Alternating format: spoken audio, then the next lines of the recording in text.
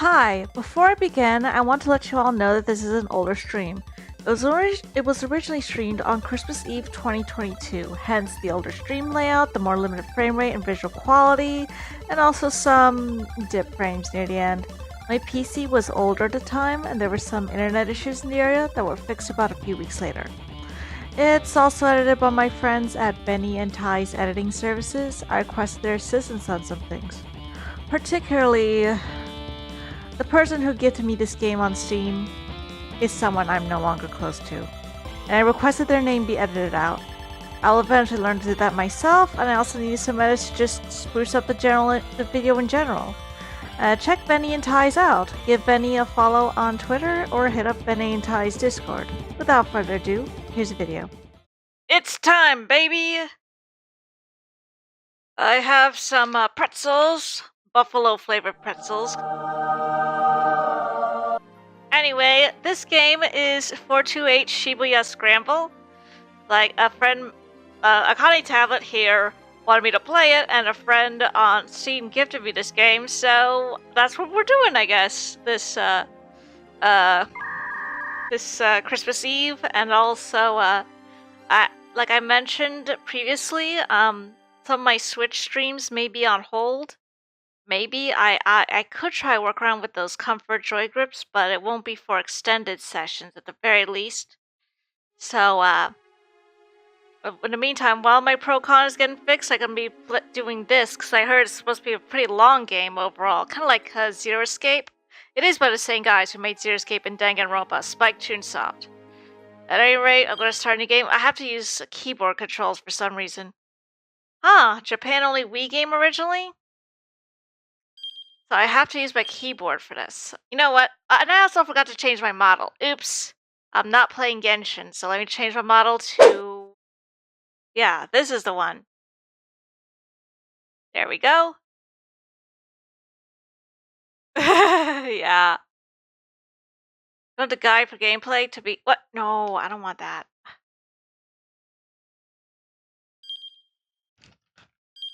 Now saving, save complete.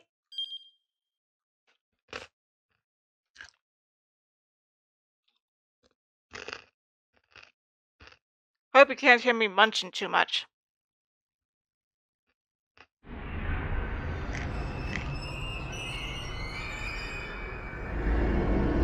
No frames per second drops, that's good.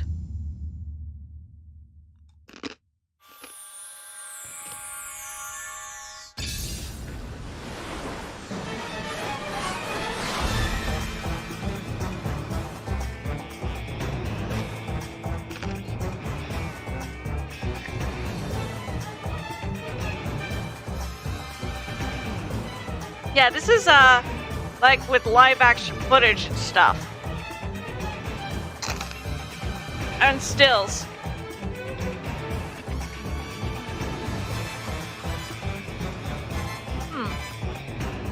This also kind of reminds me of a little bit of, on Netflix, a series called, Alice in Borderland. It's a really great series based on the manga of the same name, even though the series on Netflix is live action and not an anime.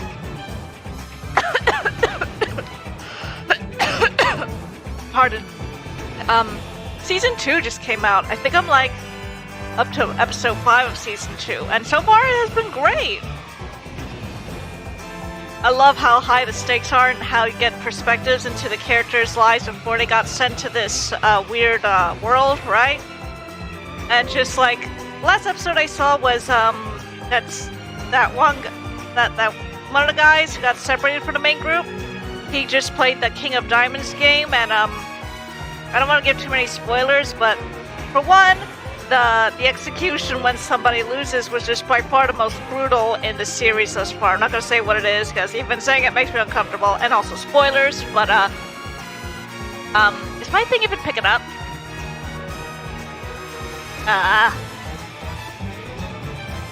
I don't know why my lips aren't moving. Wait, is perfect sync enable? Okay, why am I not... Why is it my mouth, my lips moving? That's so weird. I just try,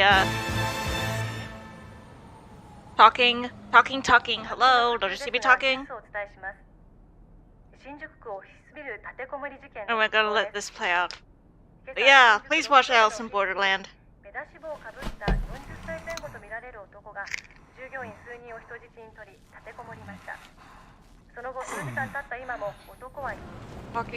Talking.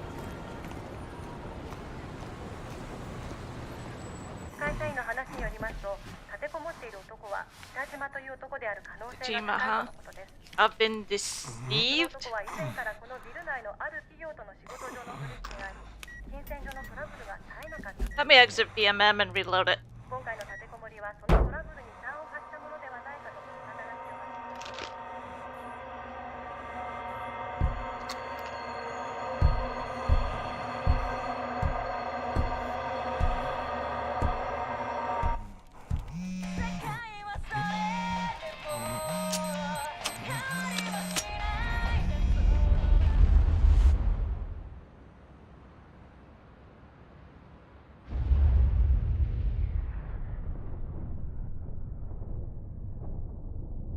There's a boom, yes. Yeah, that can't be good.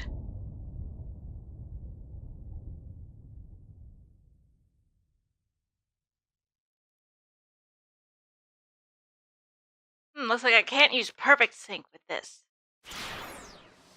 I just had to turn off perfect sync.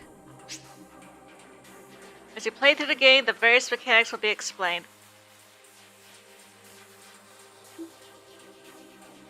Multiple protagonists at once. Your decisions impact your experiences as you read the story. What does this day hold in store? Their fate is in your hands. See them all through to the end.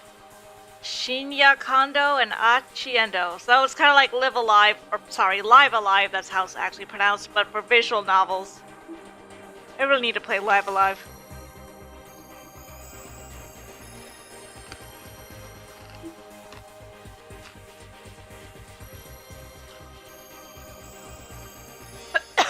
Let's start with him.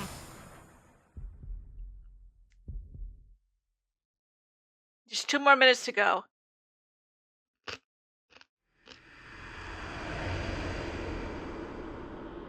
Shinya Kano noted the time again on his watch, scowling at the slow creep of the second hand.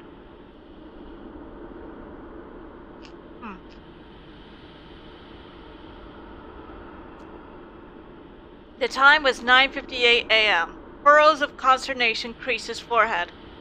He wasn't nervous, but he knew better than to expect everything to go smoothly. Keeping a level head was proving rather difficult. There was no room for failure.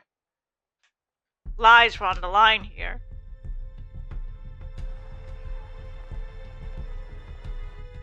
He eyed his surroundings.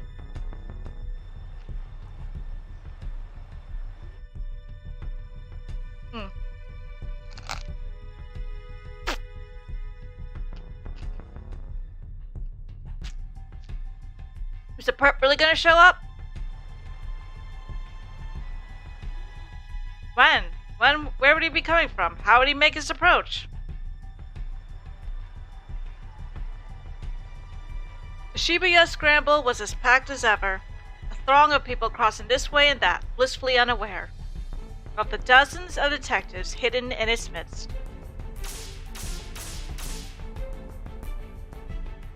Alright, another minute and a half.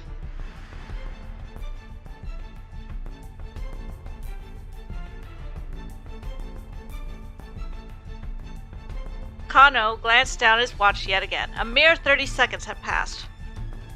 Detective Kano had been with the enforcement arm of Shibuya's criminal affairs section for a year now, but he'd never been part of an operation this big before.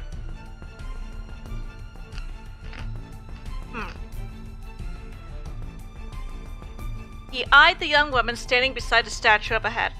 She was small enough to get lost in the crowd, and she carried a nondescript attaché, I don't know how I pronounce that, case.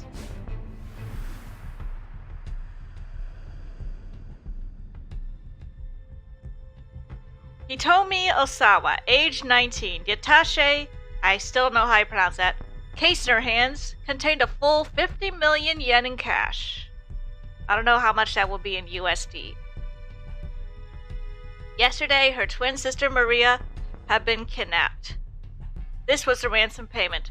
The culprit had called, he told me last night, at home, referring to her by name and telling her to wait by the statue of Hachiko in Shibuya. It was almost time, but nothing.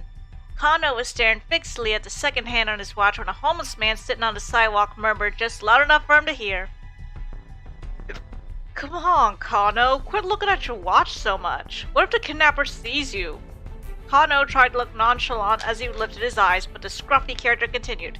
You're too nervous, just relax already. You're the one acting nervous, Sasayama.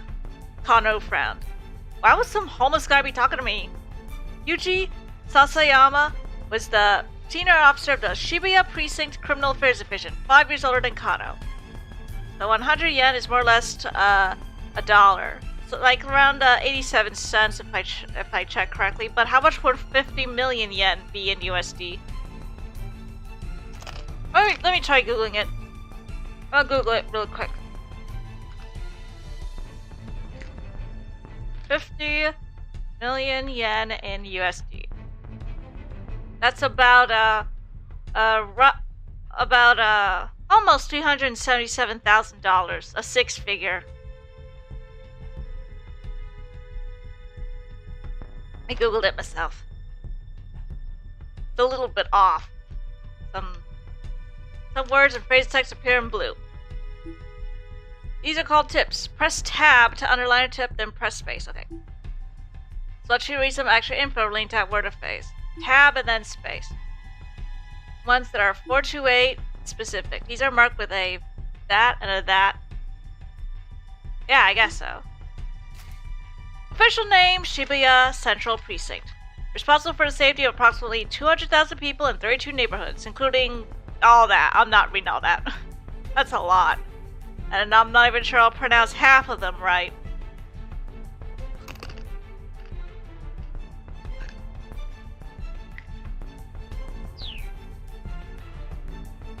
He always went a little overboard with the disguises.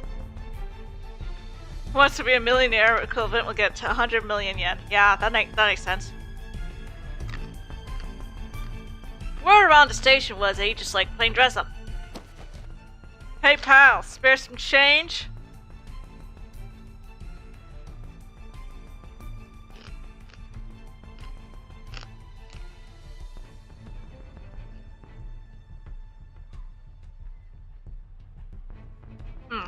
Sorry, I'm munching. Sasayama lurched to his feet and shuffled in close to Kano. Hey, knock that off! Fittingly for the part, Sasayama reeked pretty badly. Well, ain't so suspicious now, huh? He clung to Kano with mock camaraderie, despite the younger man's attempts to pull away. Come on, Sasayama, cut it out! Sasayama's blithe confidence rattled Kano's nerves. Of course, there was good reason for that confidence. This was Kano and Sasayama's jurisdiction, but they were positioned in a good place from where the handoff was to take place. A particular region of which an organization or a member thereof has control over or authority. Okay. Between the two isn't as notable as TV dramas may make it seem. Statue of Hachiko. Sometimes press tab. He deleted change. Yeah, I thought so. Hurry pressing tab or press escape. Return to reading the story. Statue of Hachiko was erected in 1934. For loyally waiting for his absent master. It's like the Moyai statue too. And the Green Frog are the display card for the original Tokyo 5000 series. Yeah, I've seen that in Persona 5 Strikers. Metropolitan Police Department.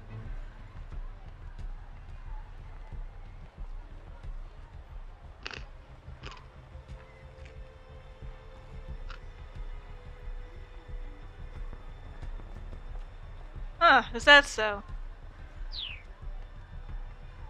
Kano and his partner were just there to provide backup if the kidnapper attempted to flee. Look, just try to relax. We'll be fine.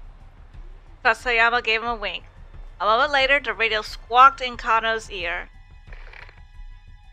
Alright everyone, it's time. Keep your eyes open. Koji Kuze, HQ's Operations Director. Okay, TV dramas and other fictional casts often feature some young prodigy as Operation Director, but in reality, the position usually goes to a proven veteran. I appreciate the detail for realism here.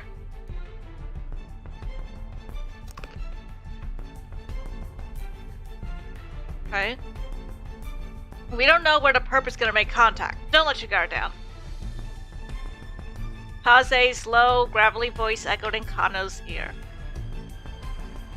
You don't sound too worried, Kuze. Kano winced at Sasayama's words. How could the man be so nonchalant? The appointed time had come and gone. Some things should be happening. Whap! Kano smacked himself in the thigh to release his tension. The sound was louder than he intended. Though the suit hit his muscular physique, it did little to dampen the noise. He needed to stay focused. He might be called to action at any moment. The department handled abduction cases according to a certain standard investigation procedure. Was it an attempt to extort money, or was the motive something personal? The answer to that question determined how they deal with the criminal. And based on the investigations team's initial findings this time around, they probably weren't dealing with a professional kidnapper. Still, in all likelihood, it was someone with quite a long rap sheet. Probably someone who knew the family, but so far they had few leads on who might bear such a grudge. Actually, hold on, I need to set up my Twitch-integrated throwing system. The situation so unclear. The plan was to apprehend whoever came to make the hands-off on-site. The culprit ran with the money, there'd be no guarantee of the hostage's well-being. Oh, it auto-saved. Okay, cool. Still nothing. Sasayama muttered. There he is! He's here!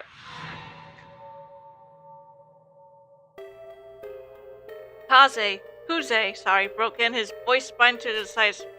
Particular vocal cord. When he got suddenly flustered, excited, or panicked, he slips into a childish register, prone to babbling and pitching his voice. Subject is a young male in his 20s, wearing a bandana and an orange hoodie. Kuze, normally calm and stoic, was now squawking like an excited child. That only happened when he got particularly worked up. Kano and Sasayama. Ooh, yes, not a perfect ooh. I can't let.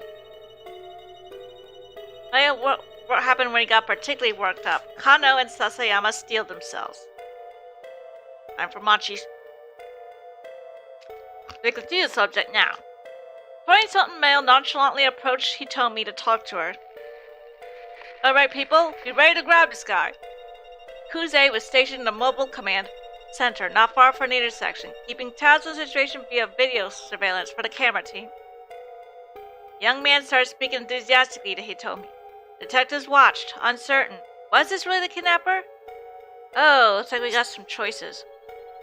These choices will change the lives of other people in addition to changing your own fate. Use the directional buttons and press space. Her choice will not impact you or any of the other protagonists. The situation, pardon me, wasn't entirely clear. Need to get a better look at things. The newcomer held a bundle of letter-sized paper on which he showed to Hitomi as he went on talking. Undeterred, the man kept trying to foist it off on her. Some only seem like they mean nothing. Okay, I'll keep that in mind. Hitomi refused to respond, becoming as motionless as a statue of Hachiko behind her, till finally the man gave up and walked away.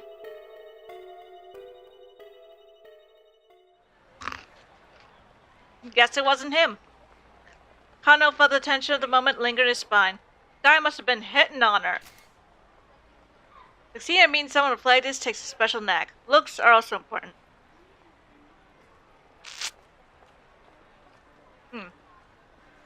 Sometimes, of course, the person trying to get your attention out of nowhere is just trying to make a sales pitch for a product or a nearby establishment.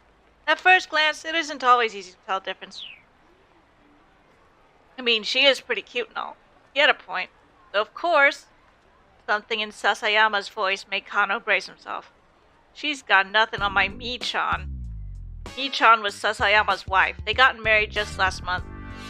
I tell ya, Kano, married life is the best. You gotta hurry up and give it a try for yourself. This was Sasayama's favorite topic lately, and Kano was getting more and more fed up with it. Sasayama, come on, just knock it off, okay? The phrase had become a common refrain of his the department partnered them. Fine. Let's talk about your girlfriend then. Huh? Now you can't be serious. Sasayama leaned in close again.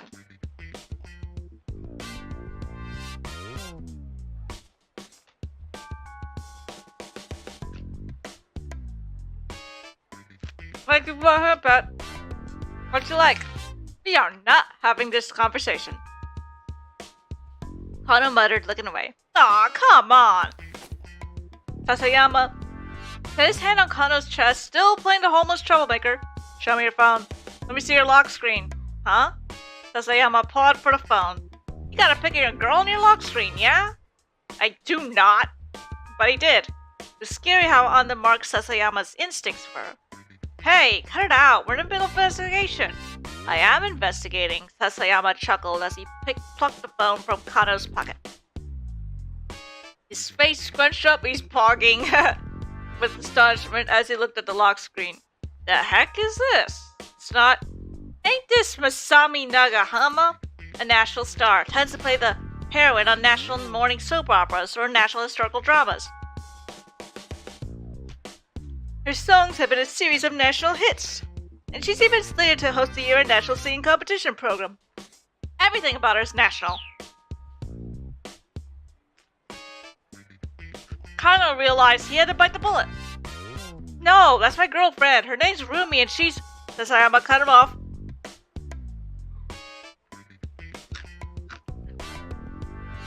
You're telling me this ain't Masami Nagahama, the famous actress. Because this right here is Masami Nagahama. Like I said, you sly old dog, trying to make it like you're dating Masami Nagahama. I'm not. I mean, I guess Rumi does kind of look like her. Sasayama let out a huff. For real? You really think I'm gonna fall for that? Nothing to fall for, I swear. Sasayama scowled, unconvinced. Alright then, why don't you marry her? Kano stammered, but he had no answer. Truth was, he would have happily married her already, but there were obstacles that needed to be overcome. Okay, playtime's over. Let's focus on the job. Sasayama handed back Kano's phone and turned his gaze back to Hitomi.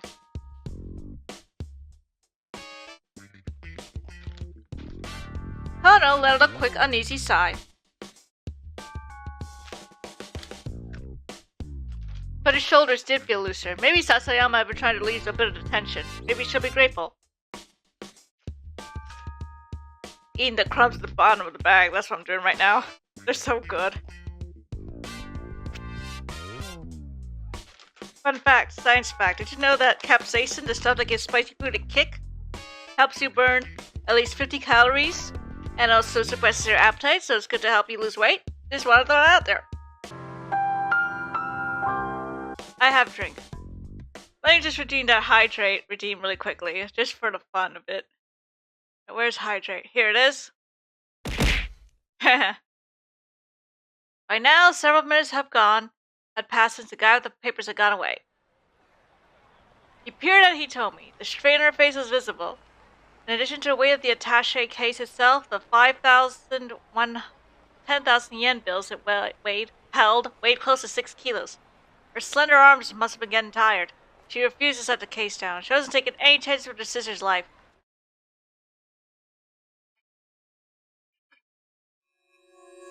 The kidnapping case had begun the day before, around 7 p.m. This is MPD dispatch. The Shibuya precinct is reporting a missing person believed to be an abduction. The act of indirectly luring or deceiving someone to the control of a third party zone is kidnapping. Using forcible threats or violence to achieve the same result is known as abduction. There is a difference. Subject is Maria Osawa, a 19-year-old student at Midoriyama Academy. Last year at the LL Diner near campus, a man was allegedly seen forcing her into a car nearby. All officers in the vicinity reported the scene at once. Kano and Sasayama had been working a burglary case in Shingumei's 5th district when they got the call. Tricky.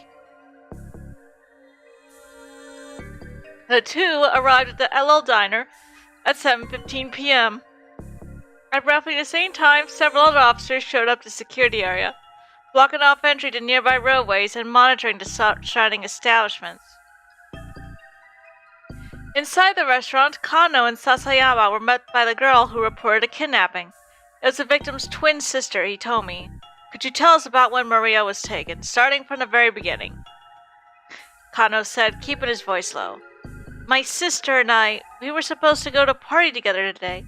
Hitomi was trembling, her voice hoarse.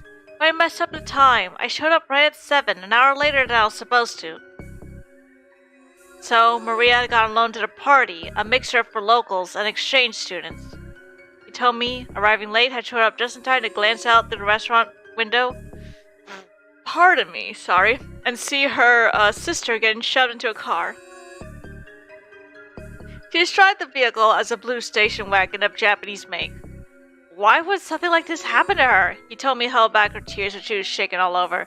Did you get a good look at the kidnapper? Yes, it was a man, middle-aged. There's another eyewitness, Leyland Palmer, an American. An American in Japan, huh? A lecturer at Hitomi and Maria's school. I saw too. It's like Hitomi says. I went to the window to look, and his Japanese was halting, as if he hadn't been in the country very long. I think that maybe the kidnapper was working alone. Leyland explained that he'd seen the man shove Maria into the back seat, then clamber into the driver's seat. If he had an accomplice, wouldn't they have been driving? Neither Hitomi nor Leyland got a look at the suspect's face. Kano was interviewing others who had been on the scene, looking for other potential witnesses, when his phone rang. It was Yoshio Kajiwara, one of the senior detectives. We set up a task force for an investigation. Get back to the station once you have a handle on the situation there. Barely half an hour had passed between the time the kidnapping was reported and the time the task force began operation. Roughly 150 people are working on the case in the Shibuya Precinct's conference room. The main force at work is HQ's first Special Investigation Unit. Additionally, other detective sections, a riot squad, and investigators from neighboring precincts have been assembled.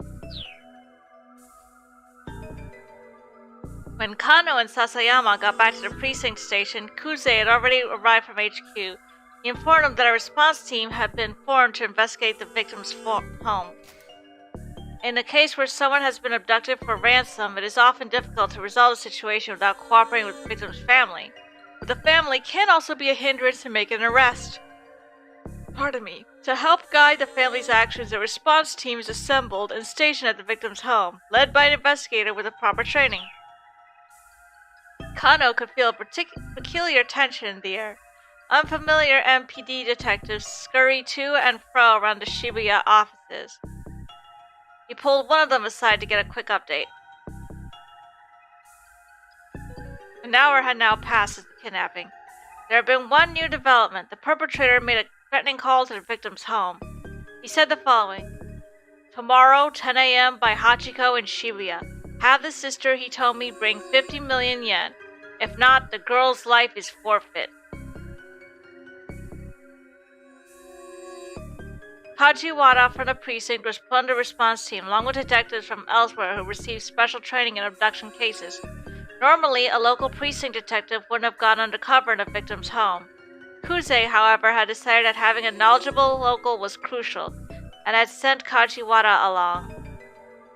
The detectives disguised themselves as delivery people and movers to make their way inside without... Banana Man! Is that so? Arousing suspicion. Arriving there at 8:30. The response team had come prepared to run a trace if the kidnapper contacted the family a second time. The act of pinpointing the source of an incoming phone call. The police are not allowed to do this independently, without oversight. They must go through a formalized process that includes securing the cooperation of the phone company. In the past, conducting the trace itself would take time, but nowadays acquiring the location can be practically instantaneous. But there were no further calls.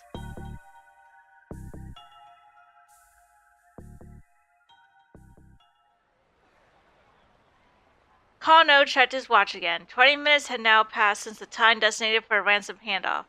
The kidnapper had yet to appear. Crap. Think we might have spooked him, he wondered aloud. Hey, stay calm. Sasayama scanned the passing throng. Just playing with us. Why did this guy even pick this place? Kano voiced a question he'd been asking himself ever since he heard the kidnapper's demands. Sasayama shrugged. Figured he must want to blend in with the crowd, nab the bunny, and disappear before anyone knows he's there would be my guess. In that case, why not pick Shinjuku or Ginza? Big crowd didn't just benefit the kidnapper after all. It also allowed the police to use a sea of people to conceal their own operation. Right now, there are 50 detectives stationed within a 50-meter radius of where Hitomi stood. The kidnapper would be taking a major risk if his plan was to nab the ransom money and run. That's what bothered Kano. Any criminal with half a brain would know better than to do a handoff in front of Hachiko. You're overthinking things, pal, Sasayama grumbled. No, I'm not. Kano reached into his pocket and pulled out his notepad. This was Kano's... I swear it's not what it looks like. Right?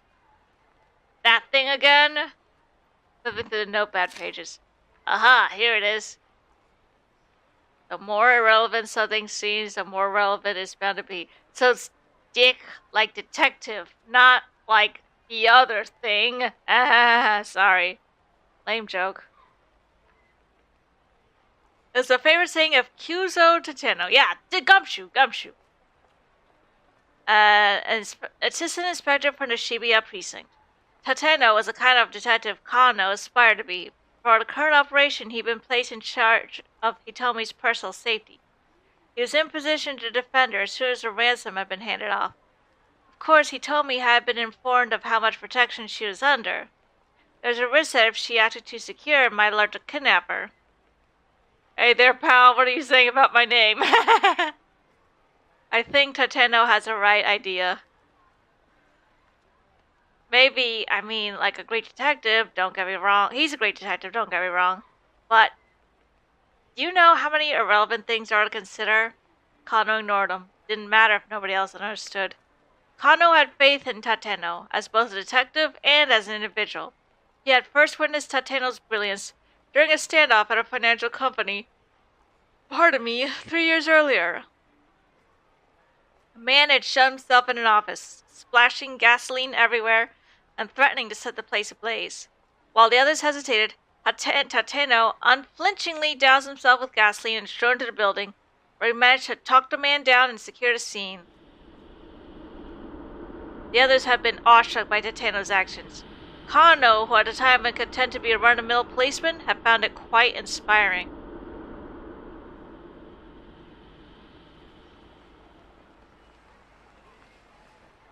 Still, Sasayama murmured under his breath. As great a detective as Tateno is, it's not like anyone in the world has ever heard of him. I suppose not, Kano said. So? Only time anyone ever hears a cop's name is if he either caught up in some scandal or killed in line of duty. It doesn't really seem fair, does it? Kano just shrugged. It's a strange definition of unfair, really. You've got celebrity chefs and celebrity hairdressers and stuff. How come no celebrity gumshoes, Look, please, can you just focus on what we're doing here? Kano rubbed his eyes and turned his attention back to Hitomi. What's the matter, didn't sleep? Not enough, I guess. Did you eat? Didn't have time. Between bringing in supplies for the base of operations, readying the team's vehicles, a detective prince? Base of operations is usually set up in a large room of the precinct, such as an auditorium. You assemble there, communications equipment, investigation resources, and such are brought in. Because the scale and scope of these activities, newspaper reporters can be liable to notice, and so in cases such as kidnapping, the flow of information is tightly controlled.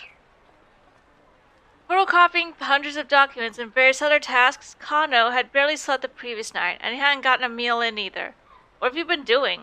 Sasayama puffed out his chest. Saving up my energy for today. So you were sleeping. Kano gave a wry chuckle at his partner's lack of shame. There he is! Kuze's voice chirped suddenly through Kano's earpiece. A man in his 20s wearing a sleeveless red jacket. He's carrying a garbage bag.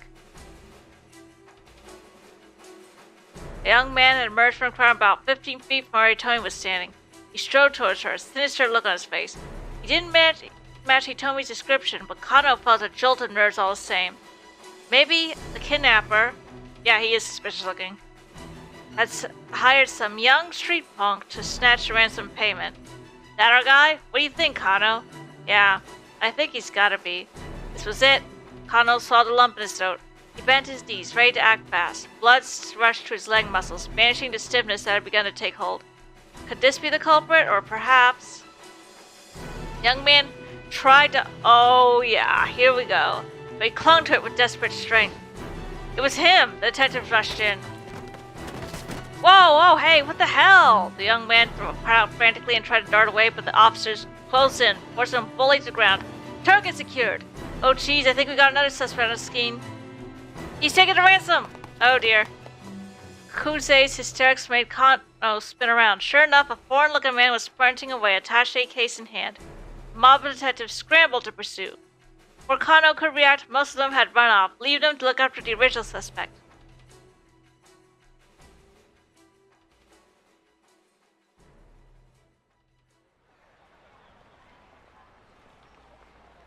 What should I do with this guy, sir?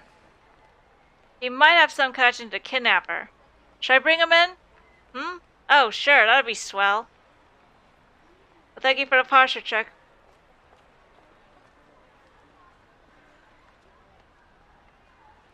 I'm on it.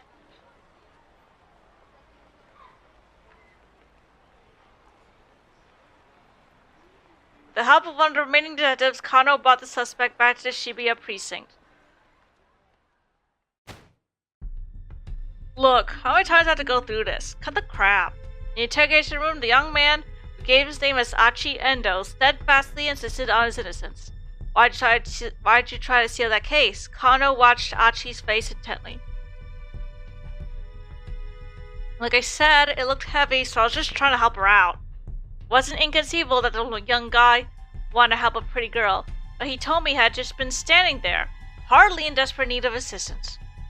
She hadn't set the case down, so I figured out it'd be something important inside. An entry from Kano's Dick diary shot through his mind. Dick. When the tongue slips, grab it and yank out the truth. Classic advice for questioning. Something important, you say, such as... How the heck would I know? Achi spat. He huffed and slumped back in his chair. The standard textbook back and forth had been going on for nearly an hour. Kano didn't mind. Chasing down criminals was all well and good, but questioning suspects was a key part of the job. Plenty of off-the-scene work went into cracking the case. Once again, he had Achi explain what he'd been doing, starting from the beginning. When Kano finally emerged from the interrogation room for a short break, he learned there had been some progress on the case of the crime scene. What the police hadn't been able to determine yet, however, was whether or not Maria was safe. Fighting back his anxiety, Kano consulted his Dick diary. Number 54. Haste makes waste. He felt his tension subside. Remembering the right maxim always helped. It was like casting a magic spell. Kano returned to confront Achi once more. You were there to act as a distraction, to mess up the investigation, weren't you? Huh? Achi looked a bit dumbfounded. What are you on about? The truth hungers to be free. You hungry? Got some katsudon if you like. Bowl of white rice topped with breaded pork cutlet and egg. Not typically the sort of thing a policeman offers as a suspect during interrogation. This could be seen as baiting with food and is to be avoided. Achi nodded silently. Oh, that looks pretty good. He devoured a bowl of katsudon with gusto. It looked like he hadn't eaten in a while. Alright then, spill it. What's this guy after? Achi just shrugged. I don't know, he murmured, a thick piece of egg-laden pork between his teeth. How many accomplices do you have? Kano asked, but Achi just shook his head as he inhaled his food. Resignedly, Kano flipped through his notebook once more. Let's see, number 115. Use the lights to your advantage. As the minutes ticked past, he found himself referring to his book again and again, trying a dozen different methods to tease out whatever his suspect might be hiding.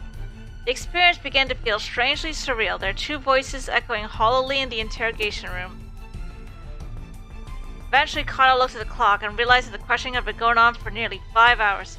He still hadn't made any headway. What was he supposed to do next? Tateno would know, but he sure didn't. Still, he was determined to do whatever he could to keep the victim and her family safe. Gritting his teeth in frustration, he perused the Dick diary like it was scripture. Number 116. The monotonous questioning was clearly tiring Achi out. His eyelids drooped like they were beginning to get heavy. Number 117. Get 'em when they're tired. Kano's eyes gleamed. Like that. You're part of some criminal gang, huh? Achi's head slumped forward heavily. Nodding off was basically the same as nodding yes, right? Mr. Kuzi, I did it! The young guy we grabbed at the handout site, he finally confessed to the crime. What are you talking about? Kuzi laughed in disbelief. We're about to apprehend the mastermind here. Huh? Kano clutched his cell phone. Dumbstruck. Listen, why don't you, just wait there at HQ. No, it can't be. Well.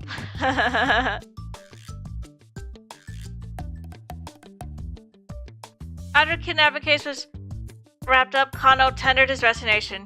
Guess I'm not cut out to be a detective after all, he thought to himself. He dropped the Dick diary on his desk as he left the Shibuya precinct for the last time.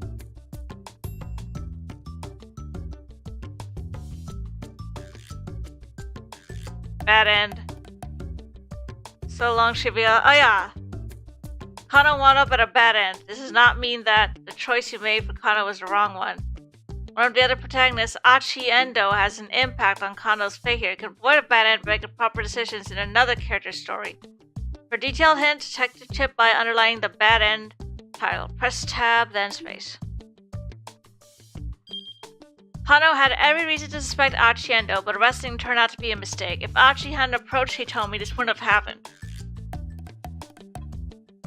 Oh yeah, this is interesting. You get one bad ending that involves multiple people, safe bet they'll have bad endings too.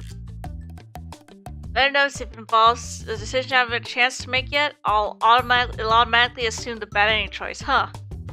Try playing Achi's story after 10:30 and make a choice that keeps him from going out to her. If you do that, Kano won't even have a chance to arrest him. Things should play out differently.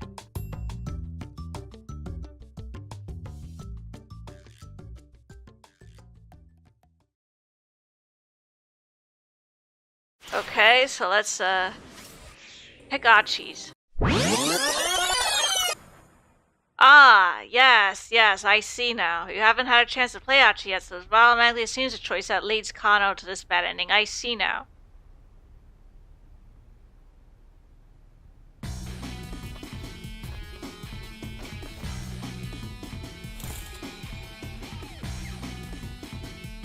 Yeah, this is peak, or mid to late 2000s J-drama energy. Achi Endo called out at the door to his father's room. Okay, I'm heading out. Sure. His father sounded unconcerned. He didn't even open the door. Sure you don't want me to stay here in the shop? Not like we're gonna get any customers. Achi grimaced. Yeah, I guess not. Yeah, it's a banger. The drawer by the front door held a stack of heavy-duty trash bags. Achi pulled a few of them out. Gee, guess it's gonna be that kind of day. I don't know why I read G. I don't know. Yeah, I can see that. I can see why. He stuffed the trash bags into his pocket, then slipped on his favorite pair of sneakers. The entryway to Achi's home also led into the family shop. Various pieces of electronics were piled up like so much junk in the tiny retail space. The slightest bump brought the risk of an avalanche. Achi wove his way through the gaps in the appliances like a spelunker exploring a cave. From Shibuya Station, if you make your way past the 109 building, then up through Dogenzaka, you'll come across an old shopping district. Nestled in its outskirts is Endo Electronics, the same place it's been for decades. With its dimly lit interior, you'll find rows of wares all caked in dust. At a glance, you might well assume the place was closed. A mom-and-pop place like Endo's couldn't compete with the big consumer chains booming without Shibuya. So far, the store had remained in business thanks to locals who appreciated that they made house calls to do repairs. That woman is mother. But things were looking good for the future. Things weren't looking good, sorry. Achi, the eldest son and nominal successor to the business, had no interest whatsoever in working there. Achi stepped out of the shop and into the sunny morning air. The good weather lifted his spirits. Alrighty, time to do this! He unfurled one of the big garbage bags, which caught the wind and fluttered like a cape. Then he slowly made his way towards Shibuya Station, scanning his surroundings all the while. Sheesh! This place is filthy. He paused to pick up a plastic bottle that had been tossed on the ground. Then with a heavy sigh, he slipped the crushed receptacle into his trash bag. That is his mom. Guess she's dead, if I had to imagine. Probably so. He'd been picking up trash around town like this for about 6 months now.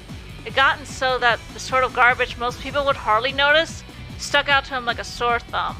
Most days he filled his trash bag to the top by the time he made it from his house in Dogonzaga to the train station. Today he was halfway to the station when a woman's anxious voice caught his attention. "I'm sorry, I'm in a bit of a hurry here." He looked up and saw a timid-looking woman being confronted by 2 men, one with brown hair, one with black. From the look of them, he guessed that the men were scouts for some hostess club. He ran into this sort of thing pretty frequently on his trash cleaning walks around town. Another kind of trash to take care of. Ashi quickly interposed himself between the girl and the 2 recruiters. I mean, they totally got that J-Rock look going on. They call it like a visual K or something like that. Yeah, they got a big visual K energy going on. "Hey, can't you see that you're bothering her?" "Huh? Who the hell are you?" The 2 men glared. "Take a hike, pal." Achi stood his ground. "Look, she ain't interested. You just got to find some other mark." The hustler's annoyance turned to open rage. Well, well, listen to you. Got a bit of a mouth, huh, buddy?" I'm making an angry face. Okay, it briefly did it. Like this. The brown-haired thug smacked his lips around his chewing gum like a dog worrying a bone. "How about we take this someplace more quiet?" "Yeah?" What this means could depend on the person speaking. To a young woman, let's go someplace more quiet might suggest a cafe or a park. But to a street punk, it might mean an alley where passers-by are unlikely to interrupt. The girl stood by, uneasily watching the goings-on. "Hey, take it easy. I'm not looking for trouble. Is that supposed to be an apology? On your knees and beg, pal."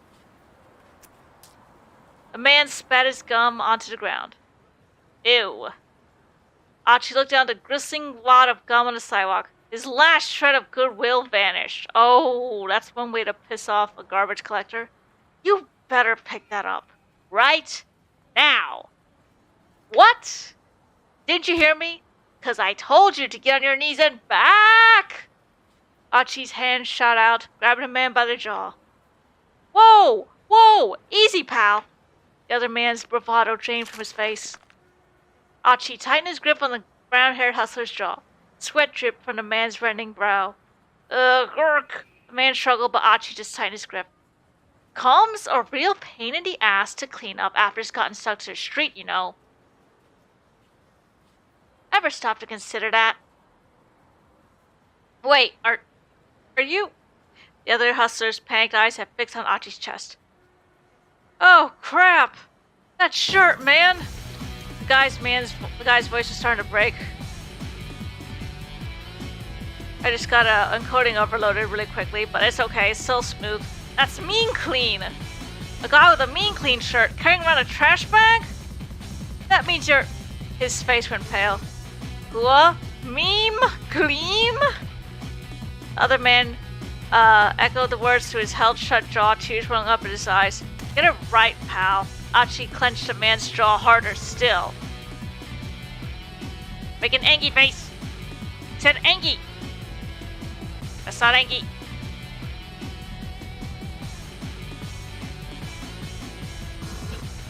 It's mean clean.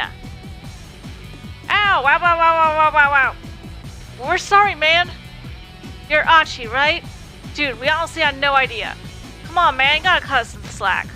The man scrambled to snatch a wad of gum off the street, stuffing it into his pants pocket.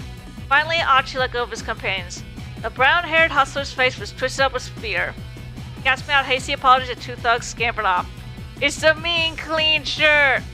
Hey, so... A shy smile came to the girl's face. Ryoko Kakinuma, a second-year student at Midoriyama Academy's law school. The hustlers managed to corner her while she was on her way to a part-time job at a cafe.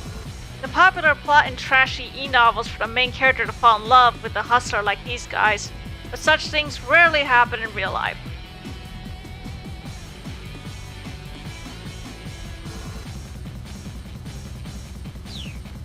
Hey, so, thank you for saving me. No, I apologize, huh? The girl stared in surprise. Yeah, vibin'. You'll run into creeps like that now and then, but don't hold against us. Shibuya's a good time. Yeah. Yeah, okay. Achi gave her a quick wave, then turned and continued on his way down Dogenzaka. Achi was Shibuya born and raised. He was keenly aware of all the changes the ward had seen since he was a kid. Grocery stalls and Inca's biggest little side streets, tiny parks nestled between buildings. Achi knew it all like the back of his hand. Trash, human or otherwise, had no place in his town. Not on his watch. Achi made his way down towards Shibuya Station. Throngs of people shuffled to and fro across the Scramble. The view shifted constantly from one moment to the next, almost as if the city were alive. The city was a living thing, but then Shibuya Station was its heart, with streets like Bunkamuradori and Sentogai serving as the arteries pumping a bloodstream made of people. Today, as ever, the heart was pumping that blood to every nook and cranny of Shibuya. Hey, Obson, which one is well, okay, sure. And how do I manually save? How do I fast skip? Guess I'm one of the city's white blood cells. Or wait, maybe I'm a red blood cell? Hold on. Is that right? Did I have it right the first time? White blood cells eliminate pathogens from the bloodstream. Red blood cells carry oxygen throughout the body. Achi was probably thinking of white blood cells.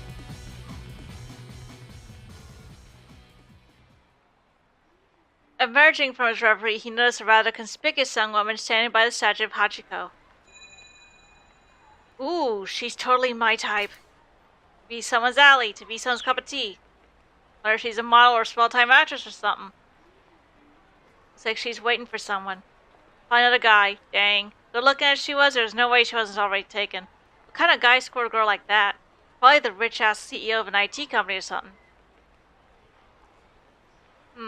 Let me have a look at that. Oh, wait. I skipped that. I skipped that dialogue by accident. I didn't get to see it, but let me see that keyboard. It's a large case, apparently so heavy that she was struggling to hold it despite using both hands.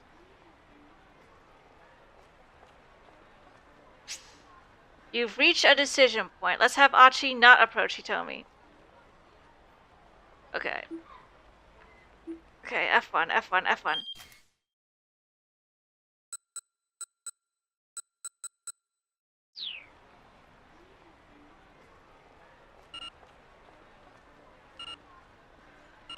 It won't let me. I have to pick this.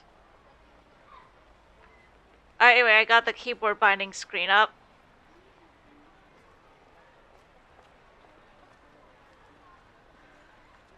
It is a tutorial mode, apparently. First, I gotta dump this trash.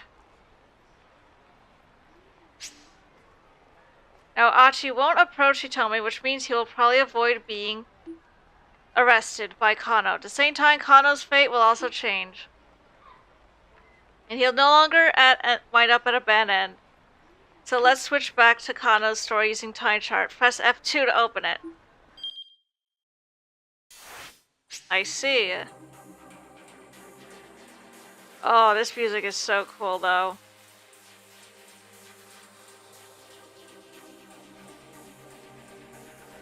This is a time chart. It shows the protagonist's progression through the story. Decision points are marked with, let's go back later, yeah. Marked with that. Kano's fate has changed based on Achi's actions. I got sneeze. Pardon. Select Kano's 1030 block, then press space.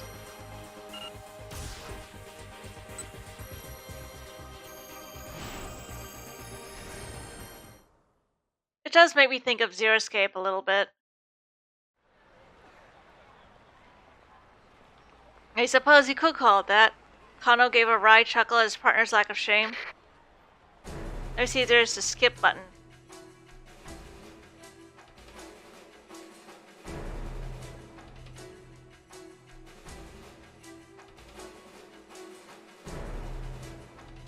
Hold for speed up. Oh, okay. I'm holding it. Man in a black coat. He's not Japanese, like to be in his early 30s. Okay. So it looks like I have to keep going. Previously, Achi got mixed up with Kano and the police, but now... Whoops, I didn't mean to press that. I don't want to pull up the preview. Apparently, this game is one of the company's early successes and was hugely popular. Got full marks in Kotaku, which is super rare. Huh. And then they went on to develop 999 for the DS, which started Zero Escape, as you guys know. And then Danganronpa in, like, what? Originally it came out in 2010, if I'm not mistaken. In Japan, it just came out in America, in the West, for the rest of the world in 2014. Yeah, I can definitely see that. By changing what Achi did, we've also changed Kano's story. Looks to be in his early 30s. A foreign man has emerged from the crowd about 15 feet from where Tony was standing. He's probably, definitely not Japanese, at the very least. American, maybe Canadian, maybe British. I doubt the British thing, though. Probably American or Canadian, if I had to guess. Maybe the kidnapper is an accomplice to snatch ransom payment. Alright, Sasayama raised an eyebrow. This may be our guy. This was it. Kano swallowed a lump in his throat. He bent his knees, ready for action. Blood rushed to his leg muscles, banishing the stiffness that had begun to take hold.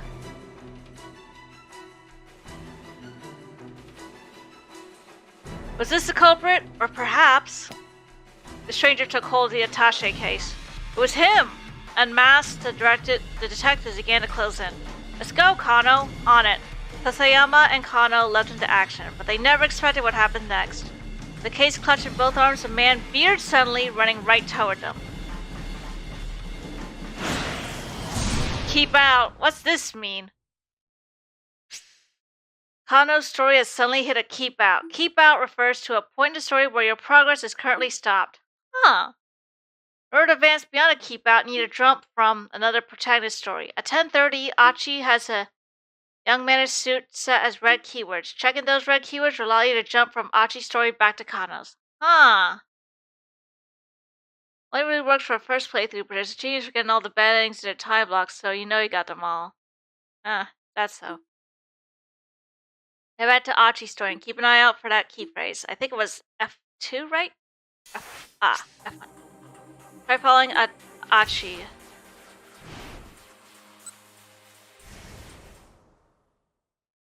Approach the girl. What kind of person?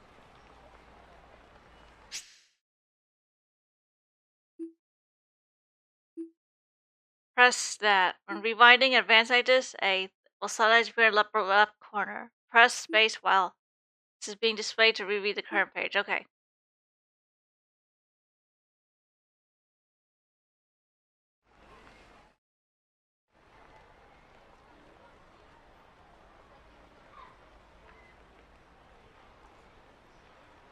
Huh? A man had come up beside a girl. He was dressed in black and he wasn't Japanese. Looked like they were having a conversation. The girl nodded tensely at something the man said. Achi stared. Something tells me that's not her boyfriend. The girl handed the attaché case over to the man. He took hold of it with his right hand and began walking briskly away. Whoa! A nearby homeless man suddenly wept over Achi and broke to run as if he'd been waiting for the very moment. Yeah, there's a cosplay detective due to the strange outfits he wears for all stakeouts. He's partnered with Shinya Kano for the kidnapping investigation. Young man in suit. Somewhere the text appeared in red. Red text denotes important keywords that let you jump between different protagonists' stories. This allows you to shift between characters at specific points. These can also allow you to clear out a keep out in another character's story and let you read on. If you come across red text, press tab to underline it, then press space. Okay, then press space to continue. The other character's story after the keep out. Give it a try. Let's go! Oh, I definitely love this whole storytelling perspective. It's really cool. Yeah, let's go. Let's go. We're jumping. I feel like that's from a song. I'm not sure what song, though. Let's go, Kano. On it. Sasayama and Kano left action. You did it! Jump successful. In 428, you will often need to jump to get past other characters' keep out. Ah, song is called Jump. Jump. Does that jump around? Jump around? Jump! Jump! Jump! Is it that one?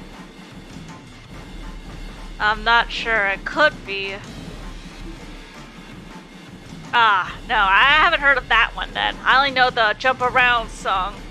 That one that you would hear in 90s commercials in 1990s all the time, me being a 90s kid and all.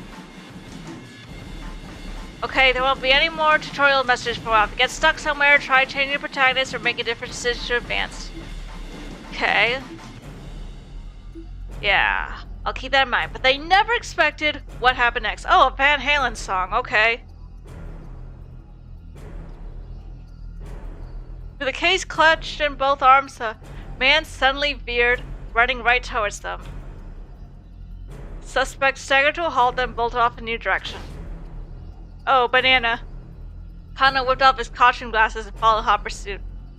The signal changed to red and the flow of foot traffic abruptly halted. Hundreds of cars all lurched back into motion. Oh boy. There was no escape for the culprit now, or so it appeared. The converging cops slowed their pace, confident their man was cornered. Then the foreigner barreled straight into the intersection, dodging between the oncoming cars without any hesitation. The mob of detectives came to a halt, not eager to rush to their deaths along with them. Kano, however, remained in hot pursuit, charging through the traffic at the crossing. Kano, are you crazy? Come back! Kano heard Sasayama shouting, but his feet kept carrying him onwards. Oh, he did. Or not. Kano closed in on the foreigner. A little closer. A little closer to be in tackling range. He leaned forward, prepared to pounce. His eyes fixed on the culprit's feet. It was now or never. Kano, back off! Don't take him down! It was Kuze shouting through Kano's earpiece. Huh? Kano hesitated in surprise. Had he really been ordered not to apprehend the criminal? Let him go for now. The real purpose someplace else. Mortal Kombat, huh? What had happened to the plan? You've been told that all personnel were to secure the area ASAP. Didn't HQ want to catch a perpetrator? Arrest team, tail the foreigner's trail. The rules the officers involved are carefully designed. Typically, tried and true veteran MPD officers are put in charge of teams or break into buildings for apprehending the suspect. Forensics team, get busy cross-referencing photos. Handle the actual tests and techniques of on-scene investigation, collecting and comparing fingerprints, analyzing photos of suspects. Even if this foreigner was only an underling hired for this one task, the police had now tipped their hand that they've been lying in wait. If they didn't lock things down now and get more info on the kidnapper, a girl's life might be at stake. Kano recovered another maxim from his Dick Diary. Dick Diary. I'm sorry.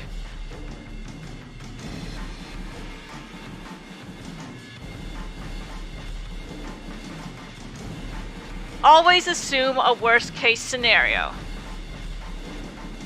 If Kuze had told him to let this guy go, that implied he was captain on a team that was now in position. But if the crook had planned a way to break through the police dragnet and escape with a ransom and he succeeded, what was the right call here? Should he take the guy down or back off after all? Oh boy. You know what? Let's try this. May or may not be a bad end. Gotta catch this guy ASAP! The man darted down a narrow alleyway. Kano ran faster. The man sprinted through side streets. Evidently, he knew his way around Shibuya pretty well. Someone's taking Hitomi! Kano recognized Kuze's trademark squawk immediately. Subject is male. He appears to be carrying a gun! He's fleeing in the direction of Meiji Dori. What? Kano could hardly believe it. Hitomi had been kidnapped? Had she been abducted by whoever took Maria? But why? Someone must have been waiting for the moment when the police took their eyes off her. Something's very wrong here. What in the world is going on? Kano saw that the road forked up ahead. The man with the attaché case, let me try, playing with some voice mod. The man who taken Hitomi was heading towards Meiji Dori. There's a good chance he'd gone down one of the alleyways off to the right. Making a snap judgment, Kano told the detective behind him to follow the case snatcher, then turned and headed down the nearest alley. After driving to the side streets, he spotted a different man, another foreigner, crossing the intersection a few dozen meters ahead. The man was dressed in black, just like the guy who grabbed the ransom money. Kuse's right, the kidnapper wasn't acting alone. But wait, something was amiss. He told me he isn't with him. Where was she? Kano skidded around the corner, then stopped short. The man in black was standing there, pointing a gun right at him. For Kano, well, we're dead. Rip. Rip. I drop this. F it a shot. Holy shit! We'll always love you! I can't believe you did this to me! God damn it! How could you do this to me? Nothing, that is, except lie there and watch as his killer turned and walked away. So we're freaking dead. Connor ran to a different criminal, and then he got shot. If the colonel hadn't been get near Hitomi, he probably wouldn't have been taken. Have Achi made a choice to talk to Hitomi instead at 10:35. Oh boy, a branching one. Wait a sec. What would have happened if I made the other choice? Yes? Yeah? Ah. Here's the other choice. To follow or not. Let's pick not.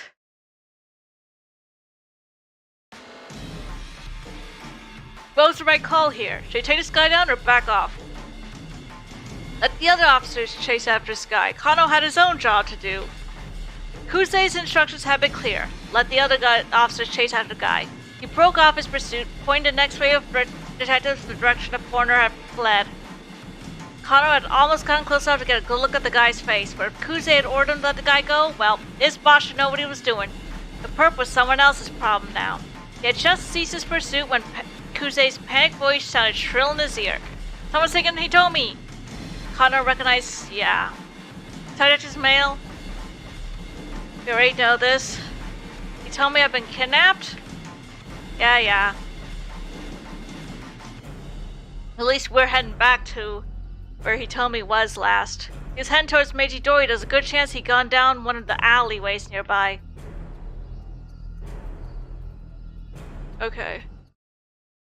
Oh, what? We still die?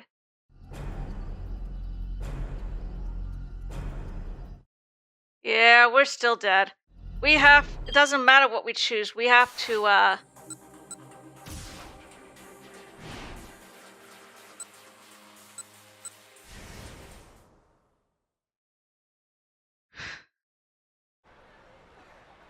What kind of person makes a...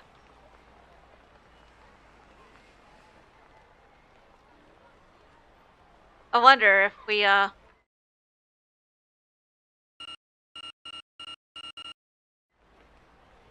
see here. Huh? Man caught beside the girl.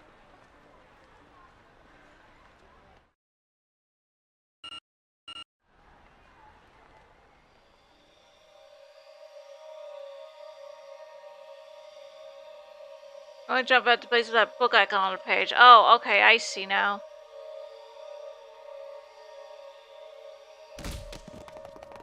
Let's not skip. Let's not do the jump then.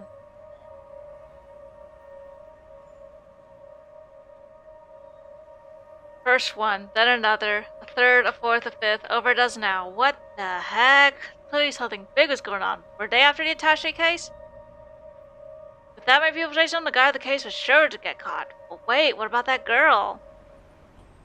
The girl was still there. She's staring in the direction of the man who'd taken the case had gone, a worried expression on her face.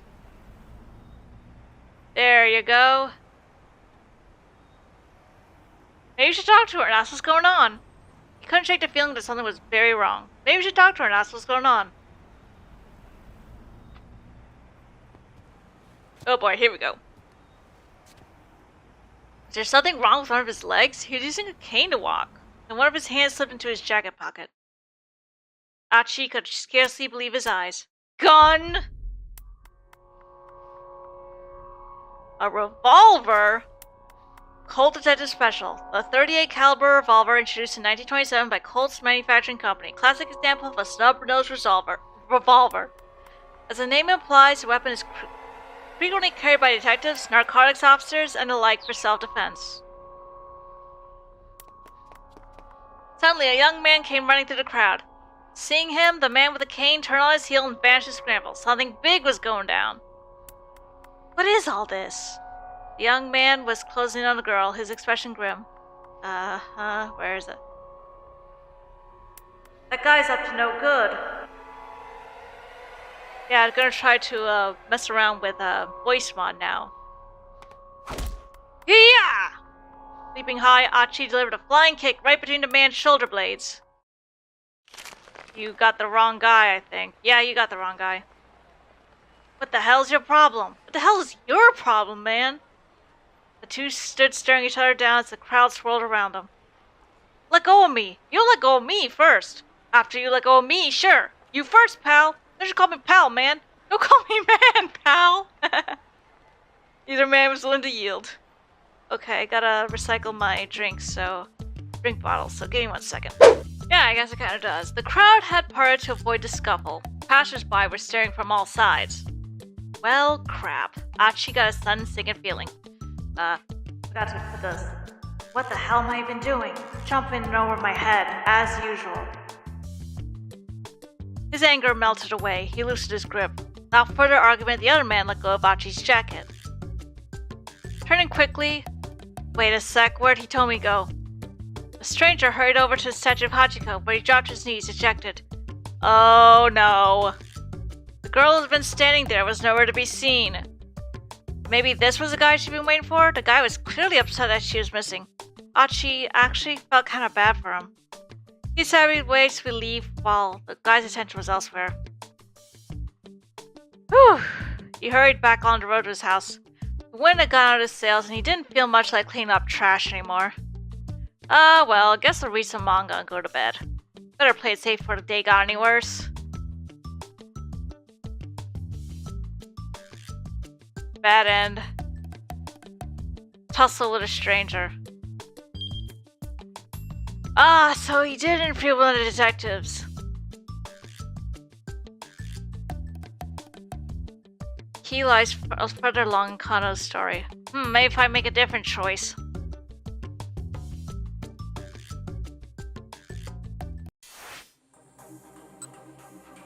Let's try this one. At the jump.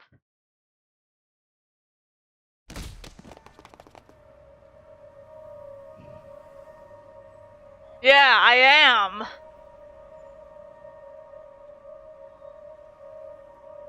A third, a fourth, a fifth. Imagine once you have a cast of 5. Yeah, boy. Achi lost sight of all through the crowd. But wait, what about the girl? The girl was still there.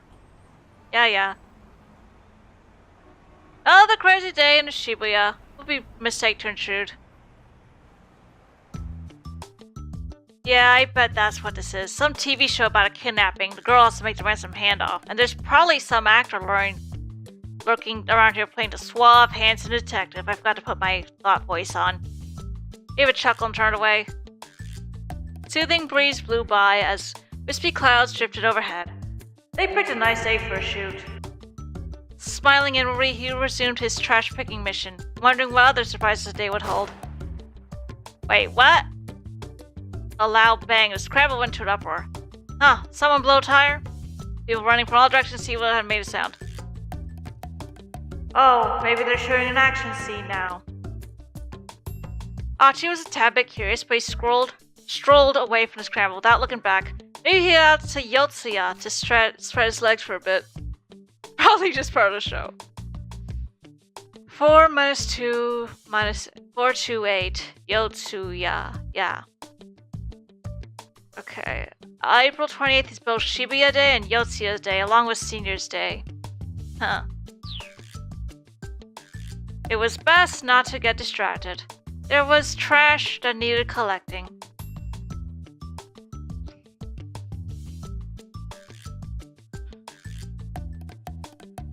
Your future is garbage. He'll probably have a pretty uneventful day, which is all well and good for him, but the girl was in danger, and he had discovered if he investigated, he missed his chance to go help her out. Yeah. F2, F1.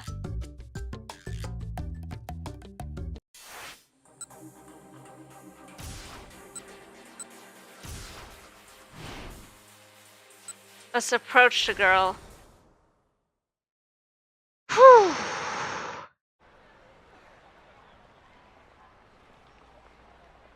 Let's... No, I don't want to do that. F1. Yes, go back to time chart.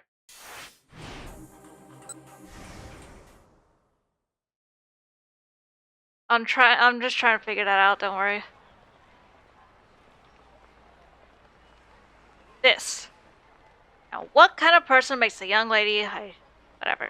The girl kept shifting her grip. It's clearly a strain for her to keep holding the case, but she didn't set it down. Whatever was inside had to be something pretty important.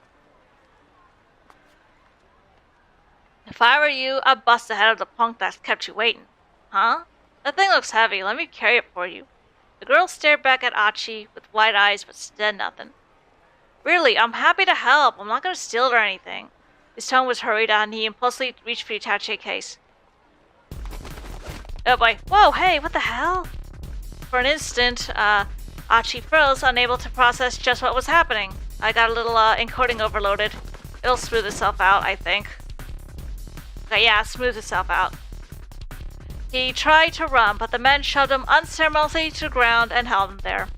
There was something shouting about something, but he couldn't make out the words. The more he tried to struggle, the harder they held him down. What the hell is this? You could tell us that down to precinct. A man in a suit, flashing a police badge. Identifies the bearer as a member of Japanese law enforcement. The old-style badge case included a small notebook for the bearer to write in, but the modern version is modeled after that used by the FBI. Okay. What? You're arresting me? What did I do? They shoved Achi into the backseat of a patrol car. He gazed dejectedly out the window. You could still see the girl. She didn't have the case anymore. Now she's talking with the man with the cane. Was he the person she'd been waiting for? A moment later, the car turned a corner and the two of them slipped out of view.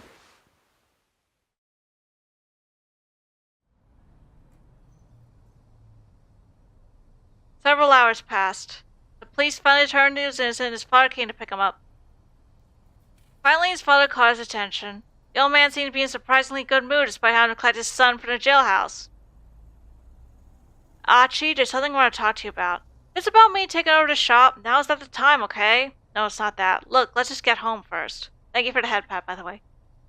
I don't feel like going out today anyway. Now I'm curious, what do you want to talk about? You got some good news. I think you'll be pleased. I'm not sure I like the sound of that. Please don't tell me you're getting remarried or something. Dad, I really don't like the sound of that.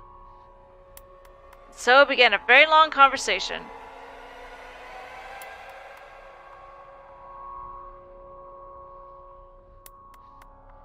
Arrested. Okay, so I'm trying to figure out what to do now. Yeah, it certainly was. I think that the bad end disappeared from this thing. Not always obvious what's gone wrong, yeah. Let's try catching a guy. Oh yeah, this is a convergence. Yeah, it's changed. I don't think I'll die this time. Yeah, this is different. The girl was Hitomi. Mr. Kuze, I've located Hitomi Ozawa. The couple took off running. The rough-looking guy dragging Hitomi by the hand. Neither the man is twice like she's led away. Clarify, please, Kuze demanded. What's going on? Right, I see now. I'm not sure. Is this guy a member of some criminal group? Looks like the two are running away from something. We'll handle the foreigner. You go after Hitomi. Got it. Kano sprang into action. Stop right there. The young man glanced back at Kano, but right at stop and he picked up speed. He dragged Hitomi along with him. Right, that makes sense. Kano knew he could catch them. He tried to close the distance in a sprint. After a short distance, the young man stopped, realizing he couldn't outrun his pursuer.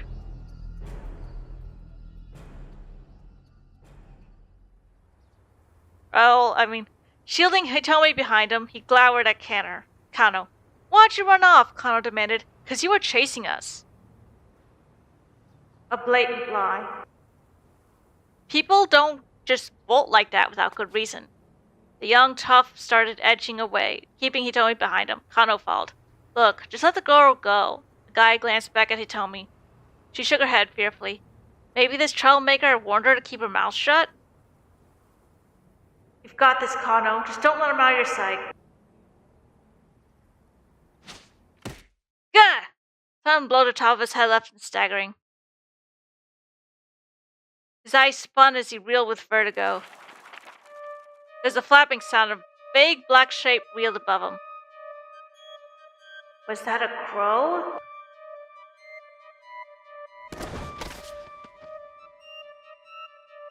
It was the last thing Kano saw before his vision went dark. Somebody literally threw the book at him. Is that a crow? Is this a pigeon?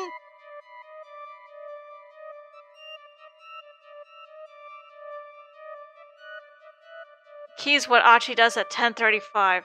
Oh, great.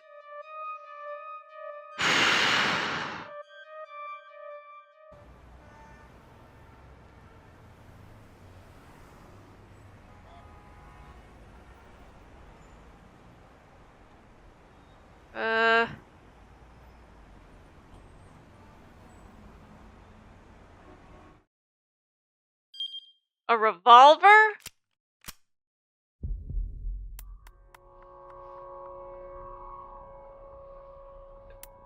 Okay. Uh-oh. No, no, no, no! Aim right for her head. Huh? The girl noticed the man with the cane now. She froze in fear. Achi didn't hesitate. Breaking to a full run, he tackled the gunman with all his might. Caught off guard, the man sprawled to the pavement. But the would-be assassin kept hold of his weapon and quickly scrambled back to his feet. Achi knew he had to act fast. He grabbed the ashen-faced girl by the arm, intended to drag her away. This way, he shouted. She just stared at him, uncomprehending, trembling like a startled animal. Come on, run! Finally, the girl sat out of her daze and gave a fearful nod. The police box! Let's go! Actually, no, let's just get out of here first and see where the book came from. Let's just get out of here. The would-be assassin begins back to his feet. I see. Run! Without so much as a backward glance, he led her beneath the railway overpass for the Yamanote line. He needed to get away as possible, far away as possible, fast. Her best bet was to head toward the east side of the station. There's less crowd there, it will be easier to run. Don't worry, you can trust me. Dragging the hesitant girl behind him, he took off through the crowd. Suddenly it dawned on him that he still held the trash bag in his other hand. You know, this thing's gonna be a real pain in my ass. Achi paused long enough to toss the trash to a garbage bin as they passed by a park, then took off again. Someone shouted from behind, "Stop right there!" Achi looked back in alarm to see a stranger charge after them. One of the guys in the crowd who had run after the attaché case snatcher. You gotta be kidding me, now he's chasing us? Whoever he was young and fit and gaining fast. Realizing the girl could never outrun this guy, Achi stopped abruptly. Shielding her behind him, he turned to face the stranger.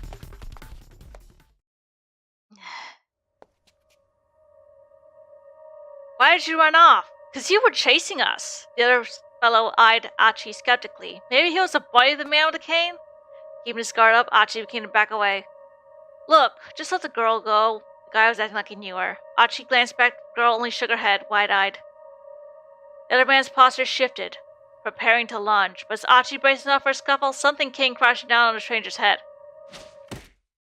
Gah! The book. His eyes wobbled and spun their sockets as he collapsed in a heap on the ground. Standing behind him was the girl he'd helped out earlier, the one he saved from the hustlers. Hey, you're that girl from this morning! Are you okay? Next to falling pursuer's form was a rather thick book. He looked dangerous, so I just threw that at him. Oh yeah, thank you. This saves my bacon big time. That's the least I could do after the way you helped me earlier. Sure thing. You should probably get out of there before that guy comes too. Like you said, he's probably dangerous. Right. Achi scooped up the heavy book and handed it to the girl, who promptly left the scene. Now we better get out of here. The girl nodded. They started down the street, only to see the man with the cane round the corner a few dozen meters ahead. Ugh, this is not good. The assassin had spotted him, and he hurried in their direction. This way. baños? Why is there graffiti of baños there? That's Spanish. Let's do it in Japan.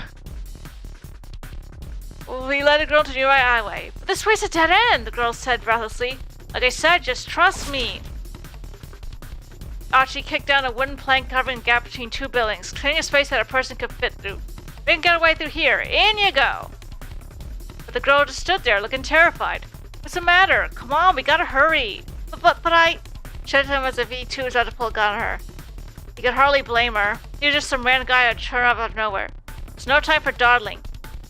If they just stood there, he was gonna catch them. Okay, sweetheart, hear me out. My name's Achiendo. I live in the neighborhood. I'm not the kind to stand idly by when a girl's being chased by some killer. So please just trust me, and I'll do my best to keep you safe. He held the look in his eyes could convince her he was being on the level. After a painfully long moment, the girl nodded her sentence. Whew. Right, let's start with this. Beverage crates. With a quick shove, Archie knocked a whole pile down, sending it cascading. Yeah, so I'll slow him down. Man, the can is floundering, struggling past the fallen crates. My bad, man. Mind clean that up for me? That guy isn't messing around. Flashed and waved goodbye and slipped behind up. Oh, you just made him angrier.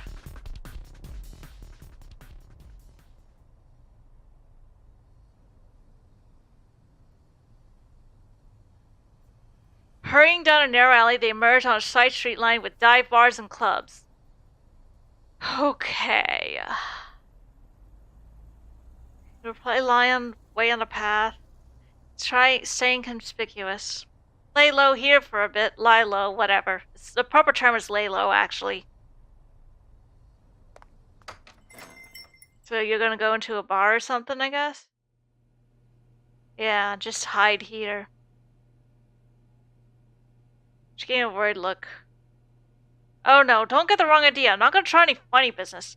Someone I know used to run this place. It's not in business anymore, so I figure we're safe here.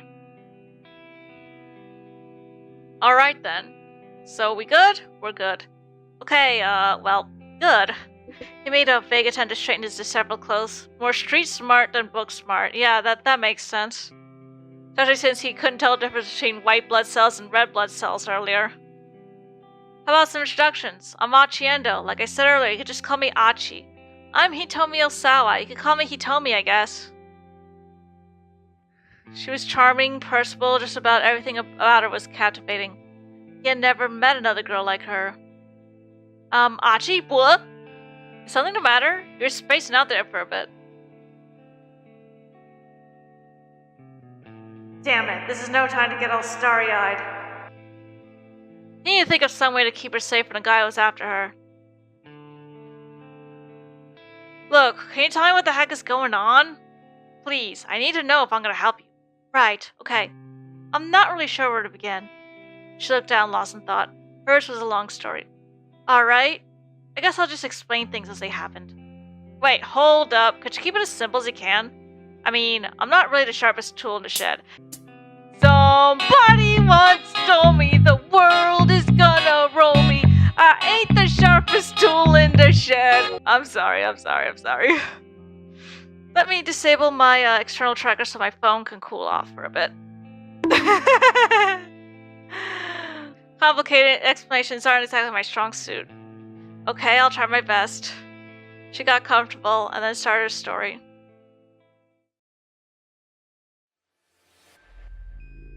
So last night, somebody abducted my sister. The kidnapper demanded that I make the ransom handoff personally.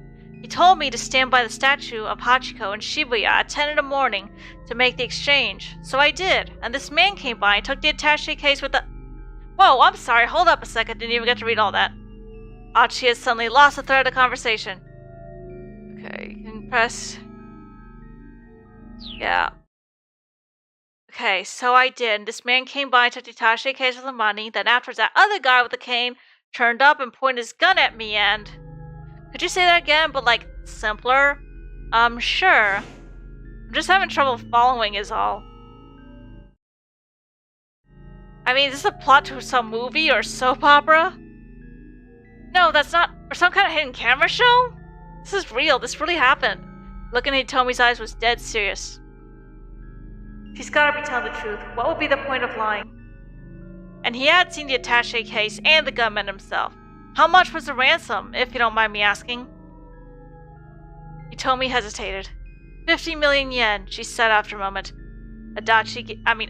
Why did I read it as Adachi? I got persona on the brain, apparently. Achi gave a whistle of amazement. The detectives told me that was a typical amount for a kidnapper to ask for. It's plenty, that's for sure. I guess there's good money, that sort of thing. As soon as the words were out, he realized his blunder. Yeah, that's not the best thing to say, buddy, especially since the guy was gonna kill her sister. Sorry, I shouldn't have put it that way. He fidgeted awkwardly. He told me looked away. I'm an idiot. Not Adachi, not Akechi, not Achu. Just Achi.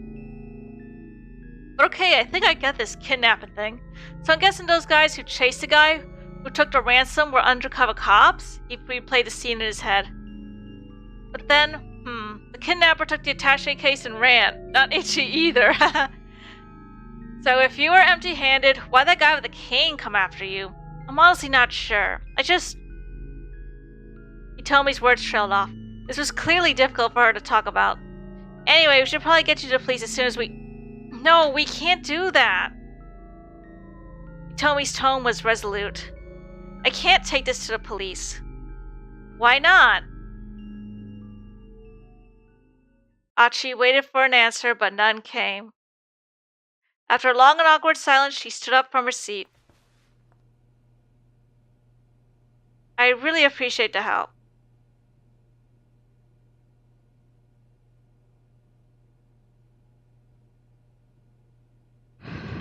But I should go now. She gave Achi a deep bow. Nuh-uh, hold on. What do you mean go? Go where? He hurried to intervene as she headed for the door. I don't want to cause you any more trouble. I'll figure the rest out on my own, somehow. Hey, I said hold on. I don't like where this is going. Tomi ignored him and opened the door, and then the argument came to an abrupt halt. Bye. And we're dead. Standing there was a man with a cane, his revolver in his hand. How did he find us?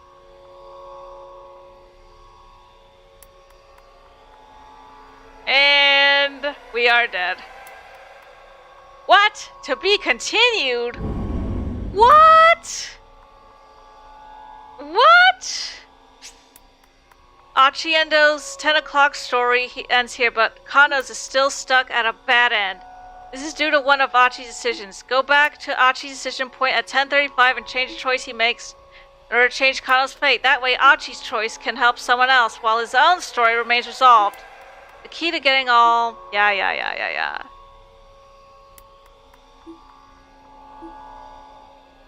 That is some ominous music.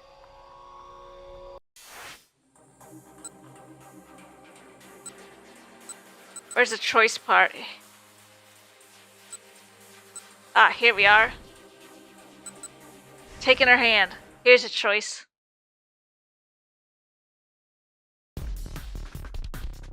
The police box, let's go!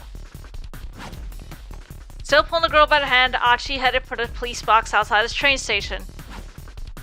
But it was empty. There are always policemen staffing these things. Why'd it have to be unmanned now?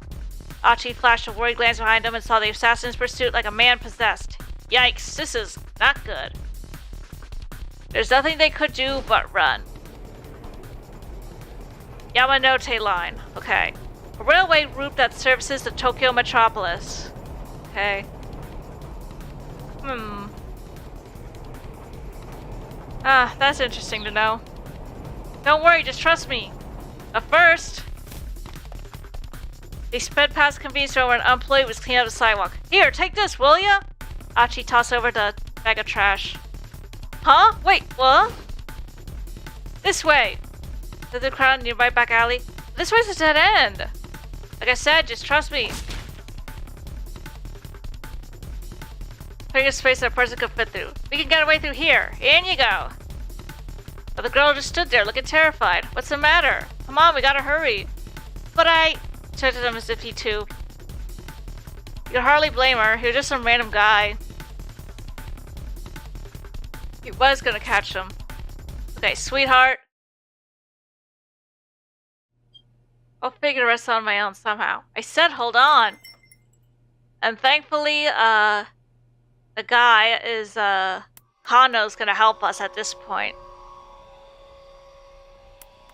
Standing there was a man with a cane, his revolver in his hand.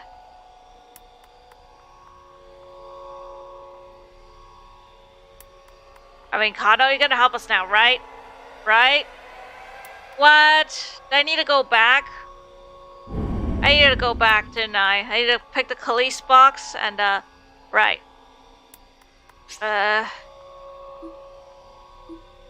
Shinya Kano's, okay,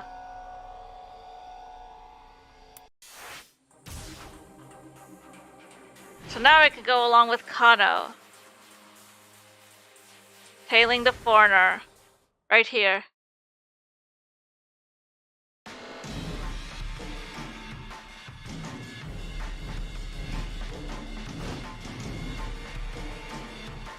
Just where the heck was this guy heading?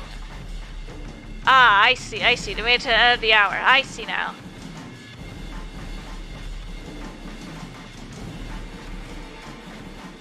Height, roughly 190 centimeters. Age, 30s. Hair, dark brown. Clothing, all black. Looks more navy blue to me, at least the best. A moment later, the man flashed a triumphant sneer and he held up the attaché case. Before Kano could even yell stop, it was already too late. He drops it, doesn't he? The man threw the attaché case down to the roadway below. No! Panicking, Kano peered over the railing. A man on a motorcycle was drained beneath the bridge. I've been had! Kano bit his lip hard. Damn it! Kano sprinted back down the bridge, hearing the bike engines roar to life. He had to make it in time. Descending the stairs 4 at a time, he leapt toward the roadway, but the bike spattered reach and roared away in the direction of Yoyogi, leaving Kano in its dust. Looking back at the overpass, he saw the man who threw him the attaché case running away. He handed the money off to someone else. He's currently on a motorcycle heading towards Yoyogi. His report to Kuze complete. I didn't read that part. Cops had played right into the criminal's hands. Now the crooks were getting away and people's lives were in danger. Was there any greater failure for a policeman? Staring off to the distance where the man who had thrown his case had disappeared, Kano gritted his teeth. Oh, please don't tell me this is a bad end. Nope, it is a to be continued. Oh boy, 2 to be continued? Is this where like another person comes in? Finish reading both character stories for the hour of 10 o'clock. In 428, you will make your way through the protagonist's stories in parallel like this. Once everyone has reached the end of a given hour, the next hour can begin. Oh, this is going to be one meaty story. And I'm all for it. They got a couple more people. Have you dropped the pleasantries? Sir, this is a waste of time. I've got work for you. It's like totally bogus. What makes any of this my crimes?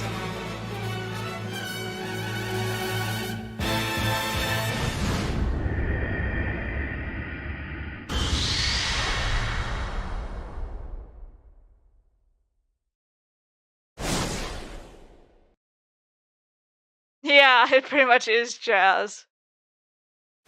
Welcome to Shibuya. We got a couple more stories now to unlock. This is the end of the tutorial for this part of the story. You can reread previous tutorial messages via the main menu. There's a lot of important info in here, so reread it closely. Now 428 has reached an 11 time block. You have 5 protagonists available. Whose story will you read first? Norikawa, Osawa. Let's choose the person in the cat costume. Totally not reminiscent of, totally not a giveaway of Spike Chunsoft's affinity for mascot characters, like with 03 in Birch's Last Reward, and of course Monokuma. I really like their mascot characters, apparently. It's so hot.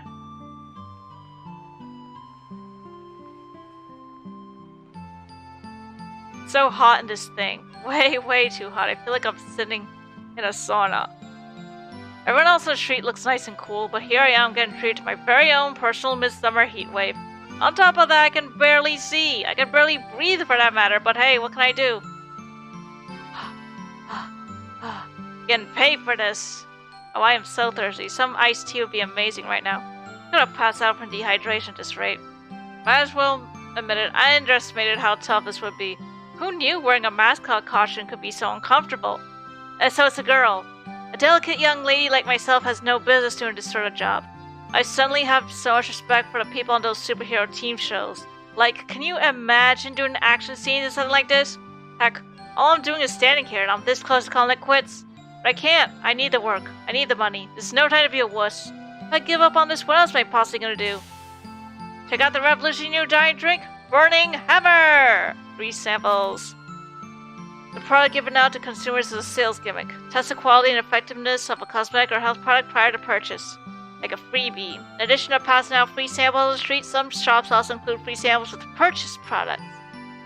Please note that simply taking a product without paying for it in order to test it out is theft. Don't do it! Come on and give it a try. Let me just open up my tracking app again. Enabling the external tracker now. Oh, it's no use. People just walk by one after the other. They avoid looking at a sample. It's been like this ever since I started standing here. What gives? You figure at least one person were taking a bottle by now. I mean, it's free, but I haven't managed to give away a single one. If this keeps up, there's no way I'm getting paid. This whole miserable experience will all have been for nothing. Just drink this and watch the pounds melt away. No exercising or dieting necessary. I can hear the desperation in my own voice, and yes, it does sound like a fighting game super move. Just burn, burn. Burn those pounds away.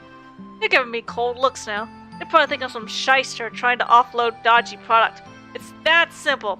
That simple, folks. You just drink the weight away. I guarantee it. Heck, this whole thing reeks of a scam to me too. The word scam, referring to a type of dishonest scheme, is actually of unknown origin. Several folk etymologies have been proposed, including that it comes from a simple shortening of scandalous misdeeds, but these claims have little evidence to support them. Losing weight just by drinking some concoction is way too good to be true. But still, free is free. You'd think I'll be able to give 1 or 2 away. It's not like I'm not trying. Okay, pep talk time. You can do this. Think about the money. Just start with 1 bottle. Alright, I'm going to give this bottle away to the next person I see, no matter what. I close my eyes and gather my determination. Yeah, Japan's full of people who care about the stuff. They have work to do. I just need to get started, and the momentum will build from there. Alright, eyes open. There are 2 people walking my direction. Wait, 2? Oh no, which one do I pick? If I keep waffling, they're gonna pass me by. I just need to hand this ball. Furry fist. Hee furry. The disheveled fella.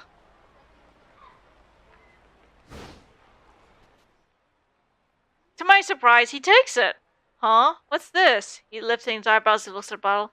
I flap my fuzzy arms to make a cute pose as I launch the product pitch. It's Burning Hammer, the #1 new diet drink. Please give it a try. No thanks, the man says. I'm good. I pretend I didn't hear that. Look, I'm in a hurry. You should give it to someone else. For a few moments, we're at a silent impasse. Maybe he's weirded out by my cat alter ego holding its freeze frame pose, but because eventually he looks away, flips the bottle into my pocket, and walks off. Rip. I finally got someone to take one. There's still so many samples left. The sales demo happening today at 1 o'clock at the Nokane building. Chicken is handing out all kinds of samples. I don't get it. How come no one's taking any of mine? What could I possibly be doing wrong? Look at the clock. It's a little after 11. My morning of wandering around hawking diet drinks is just about over. I'll need to get ready to head over to sales demo. I'd love to take a costume off, but then I have to carry it. Samples I haven't given out are almost too heavy as it is. I might not have gotten results, but I try my best. I sure hope they don't withhold my pay or anything. Got that many left? The chicken speaks with a female voice. Yeah, I reply sheepishly. No one seems to want to take mine. I mean, are you looking for the right targets? A chicken is more interesting than a cat, I guess so. Like groups of girls or bored-looking older ladies, those are types you gotta be gunning for, you know. I hadn't even considered that. Now that she says it seems so obvious, this is a diet drink after all. Of course I'm not gonna try to having luck trying to hoist it off on random guys. Well, whatever. Here, give me the samples you got left. I hand her my samples and the chicken jumps the whole lot into her basket. I'll drink what was left so I don't find out you didn't pass them out. Wait, like all of them? Yeah, all of them. The chicken sounds confident in herself. These may just be sample-sized bottles, but still they add up to a lot. I can feel myself on the brink of tears to the kindness of her offer. Thank you so much, that's a huge help. I bowed deeply, which looks like mascot had wobble. Leaving the station behind, we head down Central Guide toward the Nokane building. The Burning Hammer sales demo is going to be held there this afternoon. The job's supposed to pay 10,000 yen for the day, but if we can sell at least 100 balls out of the demo, they promised another 10,000 on top of that. Need to make sure I sell these 100 bottles. I need that 20,000 yen. I need it ASAP. Burning Hammer. A bunch of bikini girls riding bottles. Kane building. Burning Hammer sales demo. Wonder how many people the free samples will pull in. As Franco is saying, sipping Burning Hammer will explain his expected customers. Hurry up and take that thing off. The chicken flaps her wings as she speaks. It's kinda early, but come on, let's have lunch. I'm starving. I'm pretty hungry myself. The demo's not starting for another 2 hours. I can't win a war against my stomach for that long. Chicken and I head out to the waiting room where they set out our lunches for us. Mind getting my back really quick? The chicken asks. Why does this look so funny? She can't reach her own zipper. Oh sure, just give me a sec. My suit's thick, fuzzy fingers have a hard time of it. I'm roasting this thing. Hurry up and get it off me. Just awkward with these mitts. Yeah, I didn't really notice that though. A girl from Mercer Chicken asks the chicken itself for an egg. Whew! I'm alive! Her red sweatshirt is drenched in sweat. Kicking back and cooling off with a hand fan. Would you mind getting me too? Yeah, okay. I hear metal clacking behind me. Long last about to be free of this 5-ton fursuit. Huh? What's wrong? Yeah, that's a no-go. Zipper's busted. This thing ain't coming off. What? My vision goes dark. No, no, no! I'm trapped inside. Oh, what the crap! Oh, well, I can talk about the boss about it when he gets back. I mean, it's not like you could just cut it off with scissors or anything. I need to get out of this stuffy, sweltering steam bath as soon as possible. Good work out there today, the girl continues. I'm Chiriko Osugi, by the way. You can just call me Chiri. She smiles as she introduces herself. I mean, I am a pretty cheery gal after all. Puns. Oh, sure. It's nice to meet you. Yeah, for sure. You're not gonna be able to eat lunch in that get up, huh? What should I do? Don't sweat it, just leave it to me. I'll eat both lunches myself. And she just, like, looks at the camera like you're on The Office.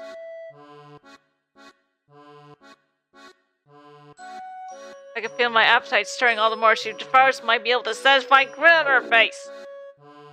Bruh. Bruh. Just a cheap little package box lunch. Right now it looks like a feast. So what's your name? Her cheeks are still packed with rice. My name? Oh, it's, my, eyes alight on a piece of tamagoyaki.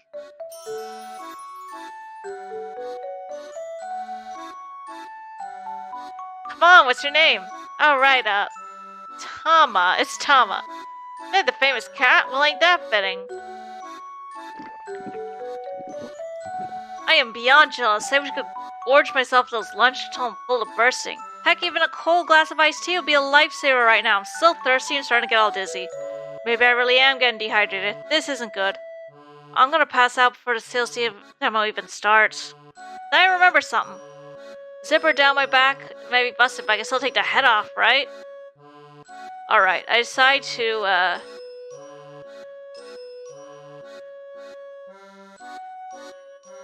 which way I pull my... Ow. Chiri flashed me with, what are you doing? Thought maybe I could at least get the head off. That ain't gonna work. That thing's attached to the body. I slump forward. Yeah, this is one of those choices that probably affects nothing. Well, I didn't. The boss helped me get into it, is the thing. Huh, well, don't let it get you down, Chidi says. Here, drink some of this. She pulls a bottle with a straw from her bag and pours some of the tea into it. I jam the plastic straw through the mascot costume's mouth. Oh, that's kind of cute. It's as far as my own. I suck for all my worth. My body rejoices as the moisture returns to it like rain coming to the desert. And thus, I revive. It does kind of feel like I'm coming back to life. Aw, that's cute. I am never going to forget this as long as I live. With tears welling up in my eyes, I clutch Chidi's hand in my fuzzy mitts. Oh, hey, I'm not the kind of person to abandon someone in need, you know, she replies. An embarrassed grin crosses her face. How come you're carrying this bar around with you anyway, I ask. Oh, that's because I make my own protein juice. Protein is frequently used to refer to a powdered health food supplement that contains vitamins and minerals as well as a protein component. It is dissolved in milk or another liquid to create a drink. A protein diet typically involves drinking a glass of this in place of a meal. Drinking it in place of tea would assuredly lead to weight gain. Very sick.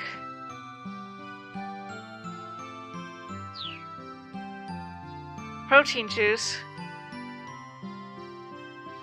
You'll lose weight, so yeah, I kinda need to keep it.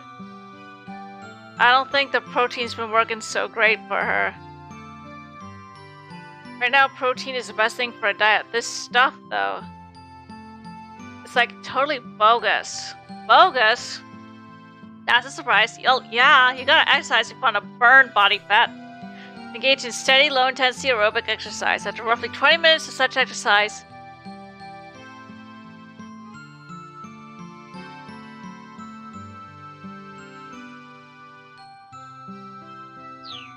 that's something to know. I mean, there's no way gonna lose weight by taking in more calories. Didn't she just say she was drinking protein juice to lose weight? I keep that thought to myself. That's be as ridiculous as all-you-can-eat Kobe beef. I'm not as sure about using all-you-can-eat anything as an example in a discussion about weight loss. But then again, I keep the thought to myself. But hey, a job's a job, Chidi says after a moment, perking up again. They tell me to sell this junk, I'll sell it. A sudden wailing comes from the other side of the door. Please, just give me time. I swear I'll get it back to you. What the heck? Chidi says. Is that the boss? I nod. That's definitely Mr. Yanagishita's voice. He's the guy who hired me.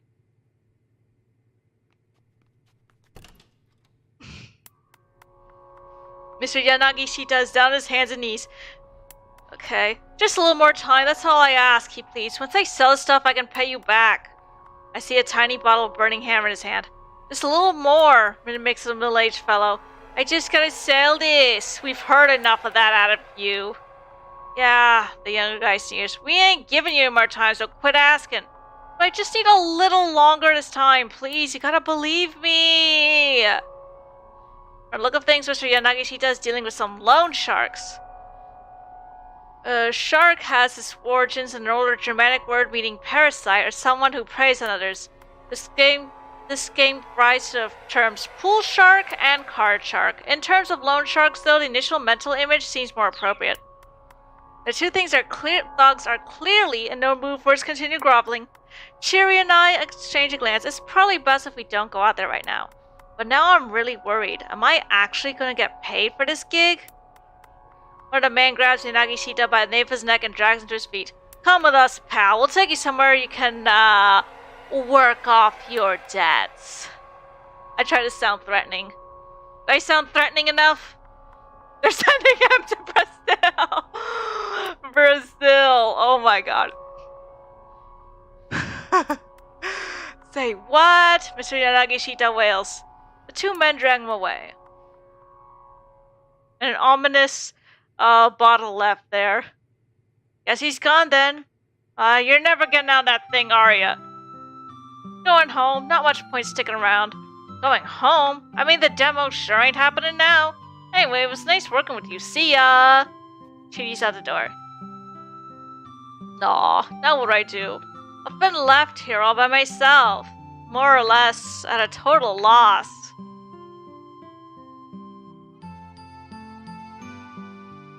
Shift's over. Oh, so somebody else has to do it. So now we have to go back to the main menu, right? Yeah.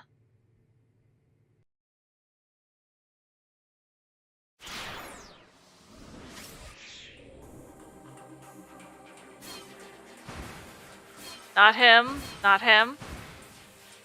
Maybe it's this guy. Minorikawa. The Super Club 90. A motorcycle produced by Honda with an 85cc engine displacement, common sight around town, often used by newspaper and postal delivery workers. Many owners are big enthusiasts, sometimes even swapping out parts such as the handlebars or mufflers and giving the body a repaint, resulting in fashionable bikes that don't even look like Super Cubs at first glance. The speedometer remained at a steady 60 kph. Oh, he's a reporter. Wonder if he can help. Minoru Minorikawa shouted as he sped along. Damn it, I am not letting you die! He jerked the handlebars and blew past the truck on the inside. The driver scowled at him as he shot by. You maniac! You trying to get yourself killed? Just the opposite. I'm saving lives. Oh, this music kind of makes you think of Sonic for some reason. This was pretty good. Okay, that's enough goofing around. Oh, come on. He had no choice but to slam on the brakes, but his agitation boiled over as he waited for the signal to change again. That'll go fast. I mean, fitting considering he is riding a fast motorcycle. Hurry up already. He brought the bike right up to the very edge of the line, keeping the engine revved like the tracks are ready to peel out. Yeah, vibin'. Not on time is not in my dictionary. The light turned red. Then Midorikawa's own light turned green at last. He hit the accelerator as hard as he could. Bruh. Oh, come on! What the hell? Rip. Let me drop an oof. Drop an oof in chat.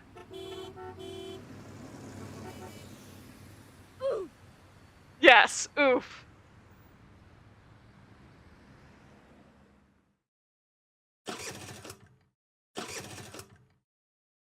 No matter what he did, the engine refused to turn over. Was the problem the spark plug? Or maybe it was a battery? Whatever it was, he didn't have the time to figure it out now. Sometimes it'd be like that though, yeah. With tears in his eyes, he left the bike, his companion of 10 years, abandoned on the roadside. F in the chat. He was about to break into a run when we saw a taxi. Dead ahead. Yeah. Holy shit! He just hurried to hop into the cab. I can't believe you did this to me, God damn it! How could you do this to me? Just head for Shibuya station. I'll let you know exactly where once we get closer. The taxi driver nodded coolly. Taxi. Of course, sir. 10 minutes! Huh? I need you to get me there in 10 minutes. The driver grimaced. I'm afraid getting there in 10 minutes is a bit... yeah. 15 then, sir. That's still... Look. That's all the time I can afford. Assuming traffic conditions cooperate, sir, then maybe. I can't make any promises. Minorikawa looked at the driver's ID photo above the fare meter. His name was Hachiro Kimizuka. He was a middle-aged fella. Looked a little rough around the edges. Mr. Kimizuka, I chose you for this. You can do it. Chose me? Sir, I'm pretty certain we met by chance. Okay, sure, I suppose you could phrase it that way. Anyhow, can we get going? Right. Kimizuka said with a faint sigh. I'll see what I can do. Taxi pulled away at a decent clip. Whew. Minorikawa's frantic journey had started 20 minutes earlier. He'd been at home working on an interview piece.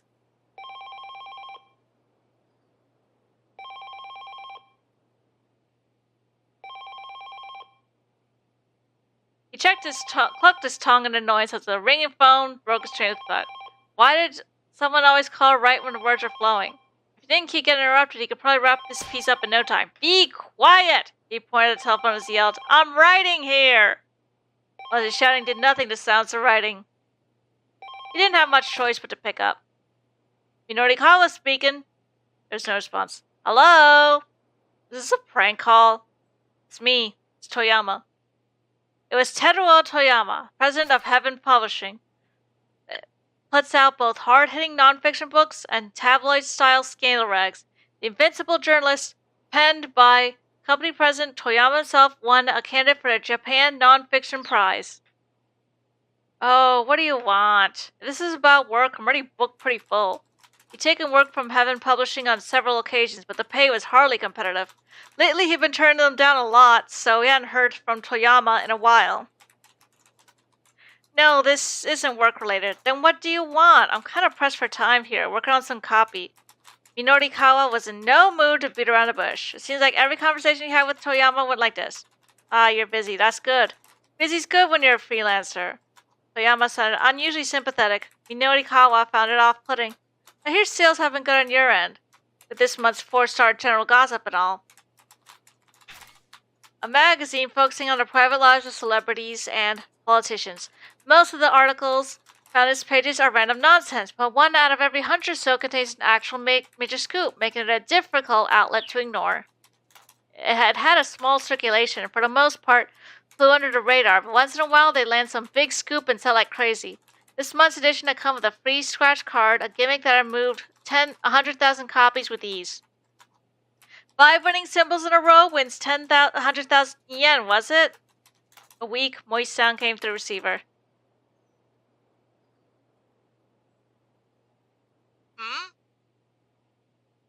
Baffled, Minorikawa came more closely. Came again, then again. Sounded like sobbing? Mr. Toyama, are you crying? What's going on? Where are you? At the office. Toyama managed. He let another... Oh, something is not right here. What's the matter? It's nothing. Oops, I don't want to do that. Well, it's gotta be something. Come on, what is it? Toyama gave no reply. Mr. Toyama, you still there? Silence. What is it? What happened? Look, doesn't tell me anything. What the hell's going on? Oh, I don't like where this is going. Okay, I'm sick of this. I'm hanging up now. I heard Toyama murmur. The only thing I can do now is die? Bro, what? Minorikawa pitched forward, his face smacking against the back of the seat in front of him. Kimizuka stuck his head out the window. Careful, buddy, you're gonna get yourself killed. Minorikawa blinked at stars from his eyes and saw a man moving alongside a cab. Please, I need you to let me have this cab. No way, Minorikawa snapped. Who does this guy think he was? Please, I'm begging you here. Look, I'm in a hurry, pal. Get your own cab. And you thought he was being an egomaniac when he said he was saving lives. Oh. Japanese culprit culture be like, I mean, you're not wrong, though. Monkeys writing Shakespeare in a typewriter thing. I mean, that's pretty much what tabloids are. I know how ridiculous this will sound, but please, this is really, really urgent. Urgent? Yes, it's a matter of life or death, please. This guy did look pretty desperate. Look, I'm sorry, but I'm dealing with something urgent here, too. Now let me ride with you. I'll pay for the whole fare. My entire future's on the line here. The guy sure was persistent. Maybe he was telling the truth, but Minorikawa had problems of his own. Sorry, buddy. It's life or death on my end, too. I gotta look after me and mine. Right. So sorry to trouble you. The guy gave up and shuffled away. Guess it couldn't have been that much of a life-ending crisis after all. Minorikawa checked his wristwatch. Damn it! That just cost us 5 minutes! I'll try to make it up, sir.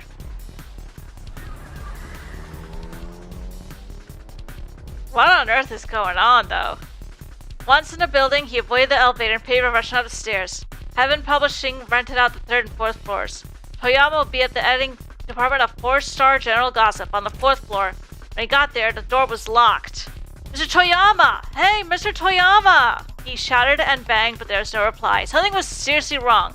Minorikawa took a deep breath and then kicked the door in. Whoa! The sight as he stepped into the office filled him with horror. I don't like the sound of this.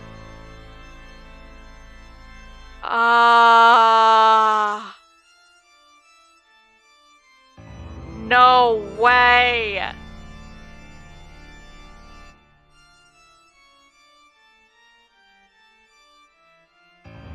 Oh, if only I'd gotten here a little sooner.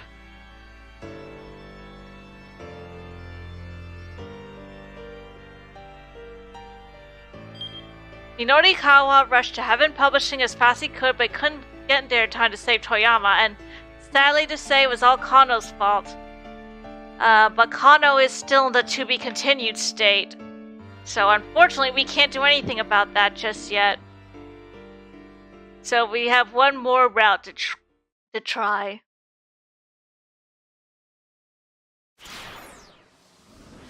It was Osawa, if I remember. Yeah, this guy right here.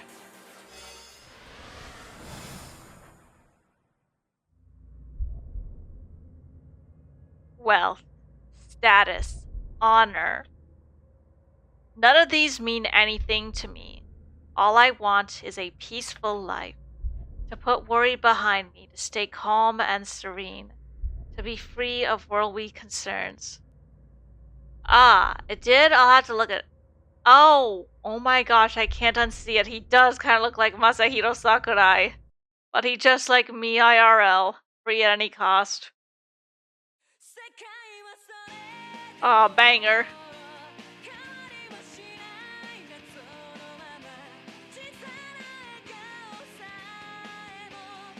It was the latest hit from Aya Kamiki, the songwriter sensation who has blown up the pop charts. Kenji Osawa re-put a stereo remote his desktop.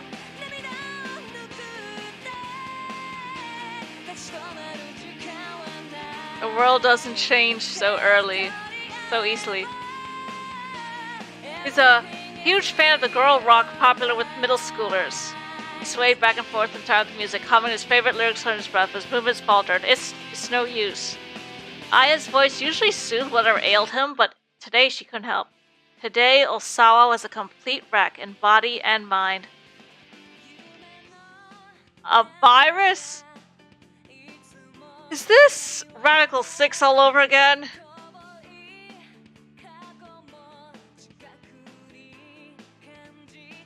Company's branch office in the US, slated to go back in another week's time. Osawa the virologist. Okay. Seven back in his chair, he let a long, deep sigh. There's no mental state to work right now. Director, may I come in? It was his vice director, Mamoru Tanaka. Sure, the door's open. He came to study. I know it's not a great time, but Osawa could barely make out his words. He tapped the remote, lowering the volume of the music. Tanaka continued apologetically. A call came in from the lab. They're hoping for an email response to the email they sent yesterday. I'm sure they don't need it today. Apparently, they do need an answer as soon as possible. I did ask them to give you some more time, but I see. Alright then.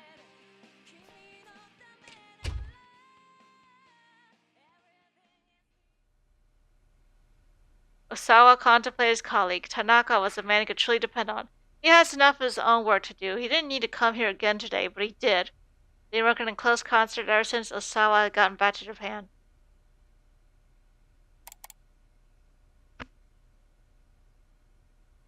Started answering the work-related messages. He reported on his business travel expenses, offered his opinions on capital investments, requested confirmation on current medicinal stockpiles. Leaked attachment. None of this meant anything to him right now. Then a new email appeared in his inbox. A. 1 year ago, South Africa.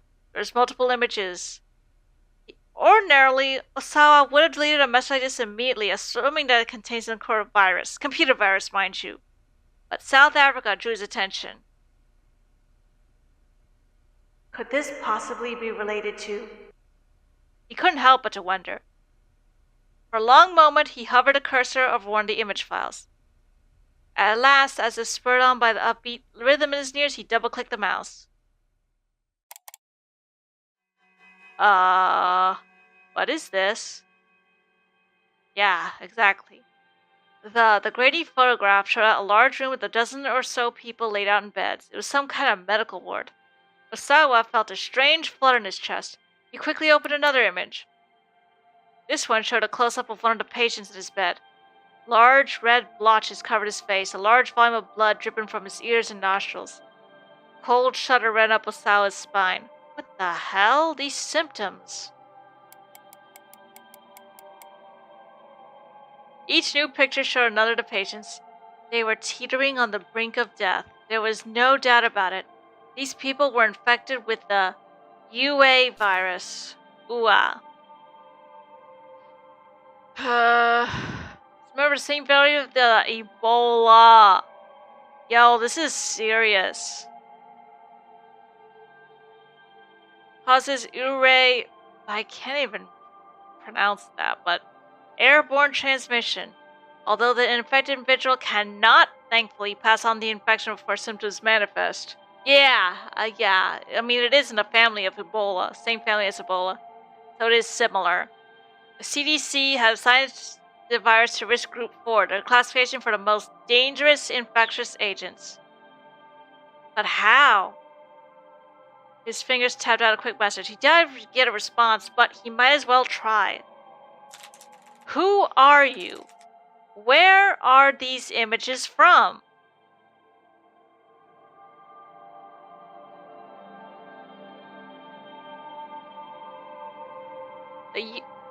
Another one. The virus is roughly that long diameter. Because of its sickle-like shape, it is sometimes known as a sickle of death. It possesses a viral envelope, the surface of which, Swahili word for flower. The propagated form resembled the petals of a flower. Despite the flowery name, the disease was anything but pretty. Uwa didn't just mean flower, it also meant to kill.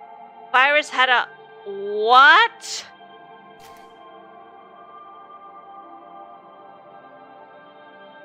Have been suppressed. Because most details regarding the UA virus have been suppressed, cases of UA infection are largely unknown to the world at large. Because all patients known to be infected with it have, on official record, have died. I mean, it's written like U and then lowercase a, so I'm just going to say it as UA. Because all patients known to be infected with the virus on official record have died within a short time frame, their mortality rate is given as 100%. As the incidence of known cases grows, the number may drop below 100%, but the mortality rate will likely remain extraordinarily high.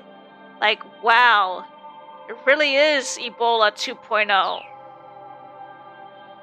Had a very short incubation period between infection, the onset of symptoms, and death. Spread from lungs to lymph nodes. I haven't watched My Hero Academia in forever, honestly. I think the last episode I ever watched was like way before the, like in the earlier months of the pandemic. I think it was this one with some magician-looking dude. I haven't watched any after that. I'm very behind. The virus propagates in several places, including liver cells and macrophages, a component of the immune system, and destroys the endothelial cells within blood vessels. Upon reaching the brain, it forms that sounds painful. Neural sludge of that's like an aneurysm. That's gotta be the most painful thing I can imagine. Everywhere but the bones and muscles with lethal results. Due to its incredibly high mortality rate, the disease's very existence has been kept hidden from public knowledge. Oh, I don't like this. The sender was A. Wow, that was fast. Once again, the subject line led 1 year ago, South Africa. Your crimes. You know, it wouldn't be surprising if this was a biological weapon. Like, we really going Resident Evil in here. Osawa stared at those two words. My crimes? That left him with further questions. He looked again at all the images from the previous email. What makes any of this my crimes? My crimes. You could see that the patient's bleeding was severe. Several hours have passed since the onset of disease. Wouldn't be long before their lives were cut short. To feel that agony, that suffering, and then to perish. Am I to blame for that? Another faint knock comes to the door. Darling, do you have a moment? It was his wife. What should we do? Let's, give me just a second.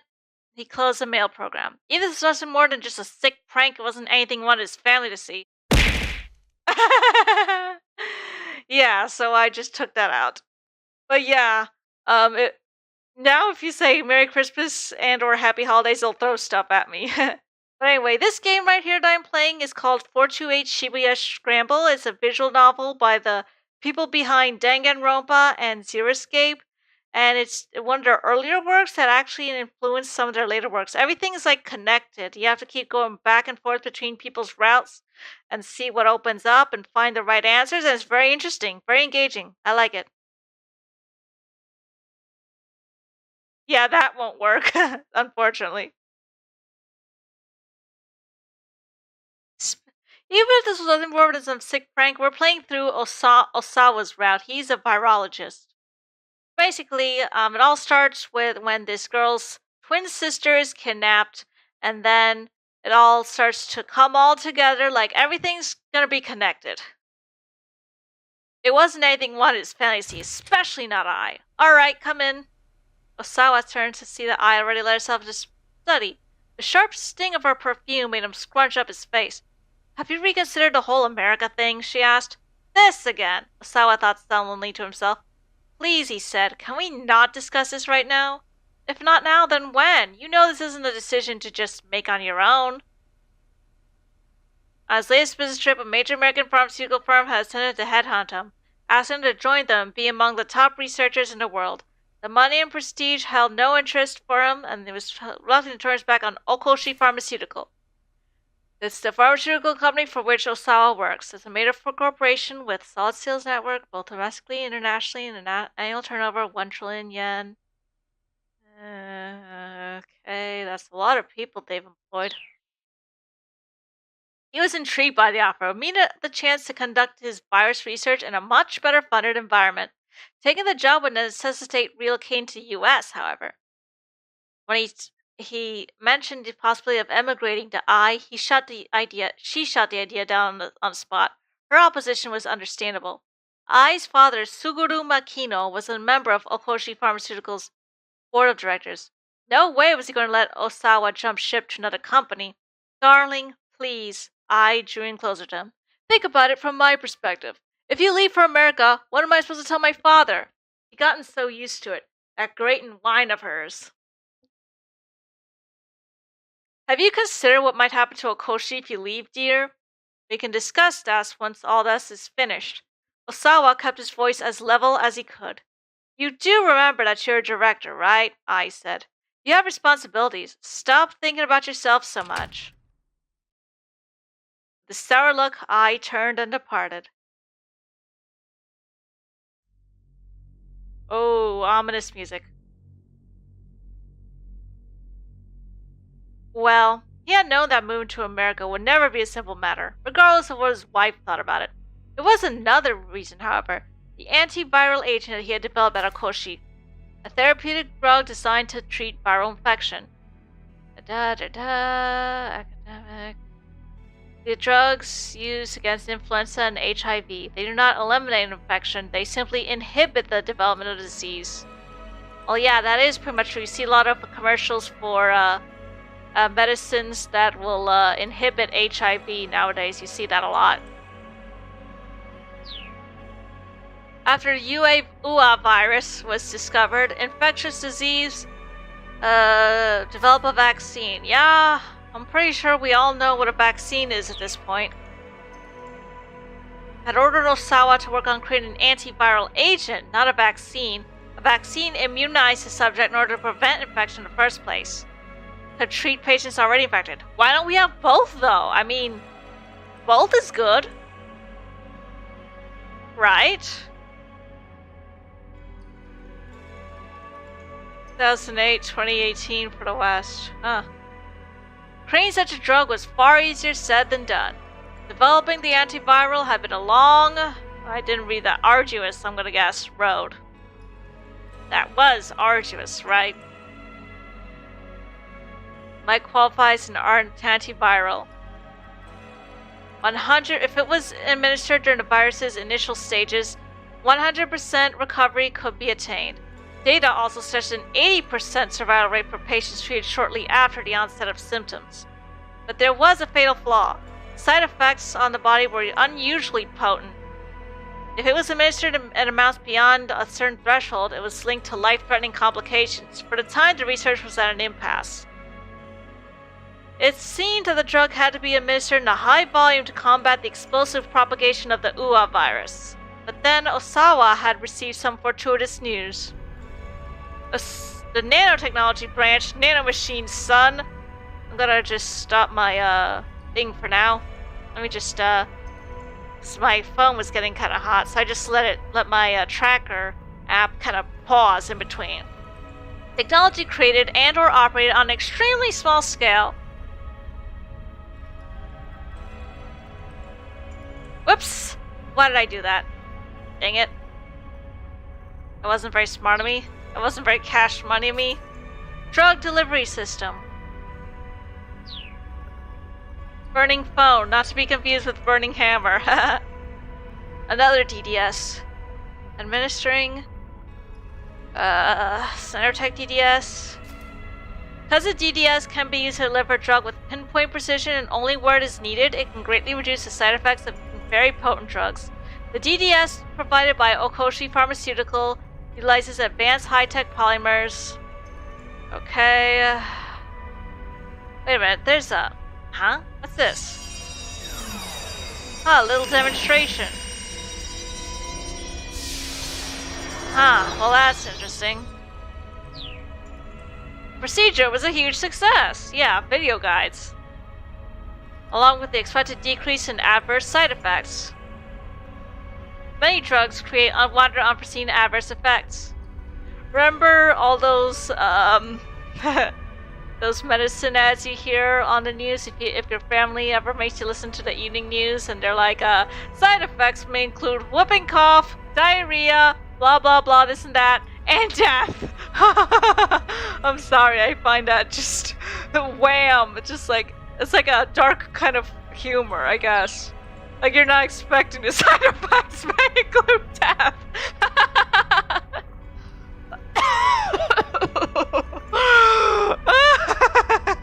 I'm sorry. You can't even see me laughing, but I'm laughing so much right now.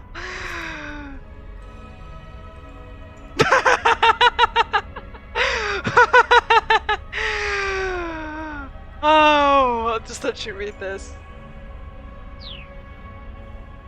Clinical trials on humans, okay.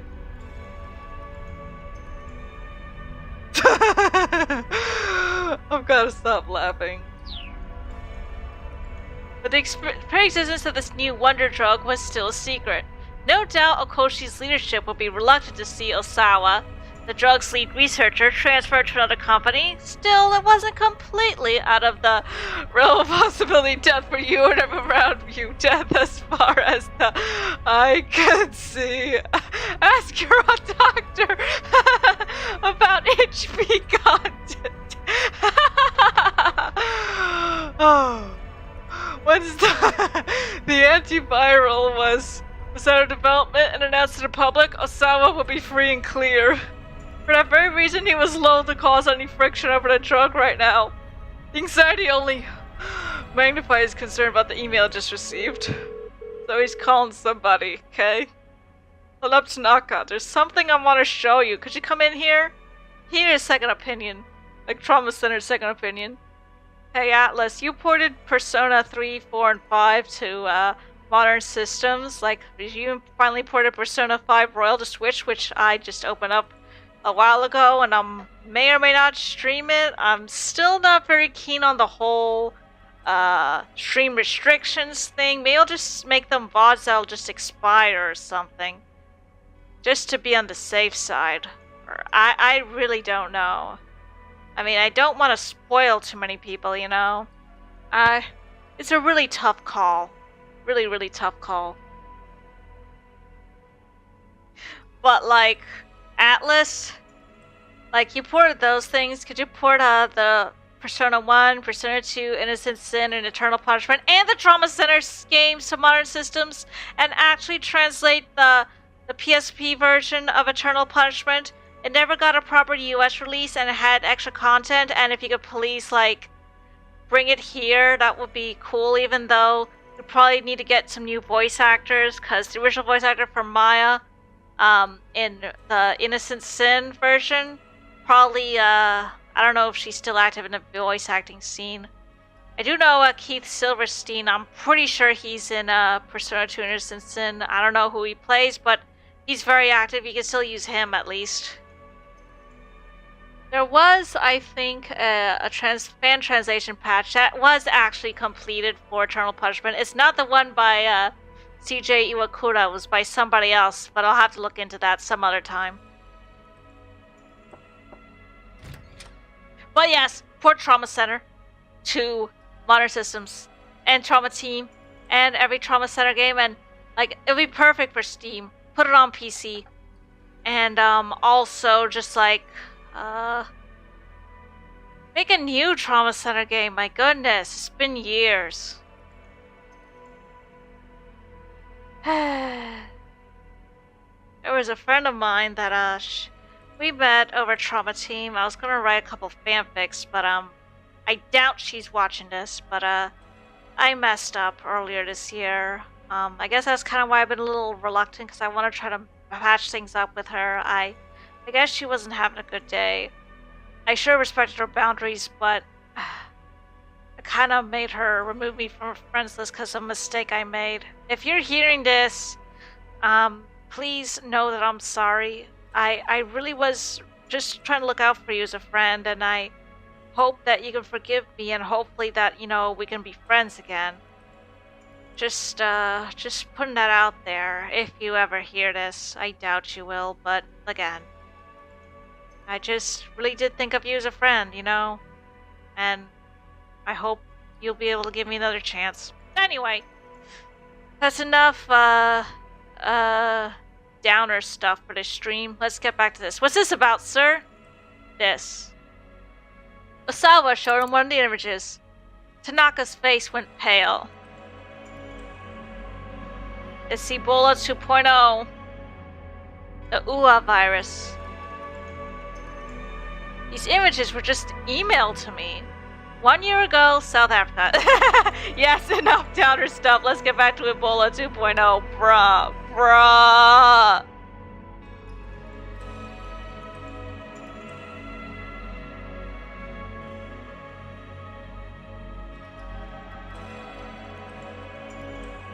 That will put it around the same time as the most recent run of infections, wouldn't it, sir? Gee, this might give that person the wrong impression if they're viewing this, or not, I don't know, but, I just don't want to get too personal, you know? I just want to let that out of my system really quickly, but anyway, you know, maybe I'll take a quick break in the middle to maybe shower really quickly, but I'm still playing the game, so I won't really stop. But I've been in my pajamas almost all day, and it's time to wash them, so... But anyway, let's continue. Tanaka trailed off. Osawa nodded. The thing I don't understand is why these pictures were sent to me. Osawa opened the other email from A. Second message says that these pictures are my crimes. You know, actually I do want to get a little personal again really quickly. I have a bit of anxiety sometimes. I have been diagnosed with anxiety and depression in 2019.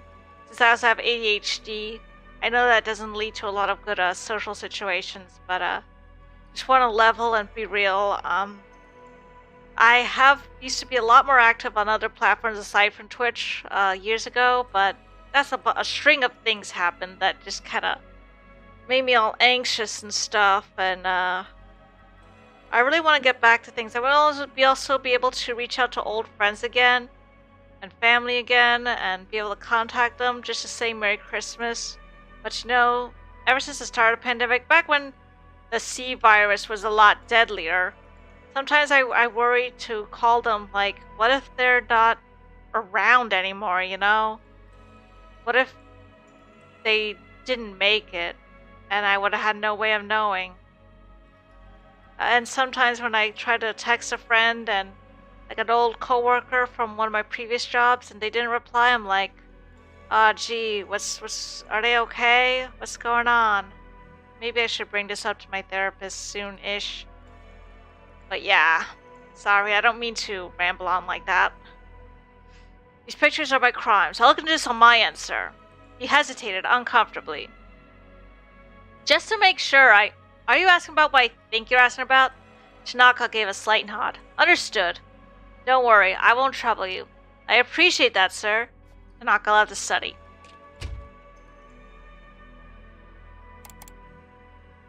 Ua virus. RIP. I'm just gonna type in chat. RIP. Asawa, marked UA virus. Ua virus. Why do I keep flip-flopping between the two? Enlarged images of the virus itself. It blew up on Mars to reveal a pathogen in intricate detail. 100 nanometers in diameter.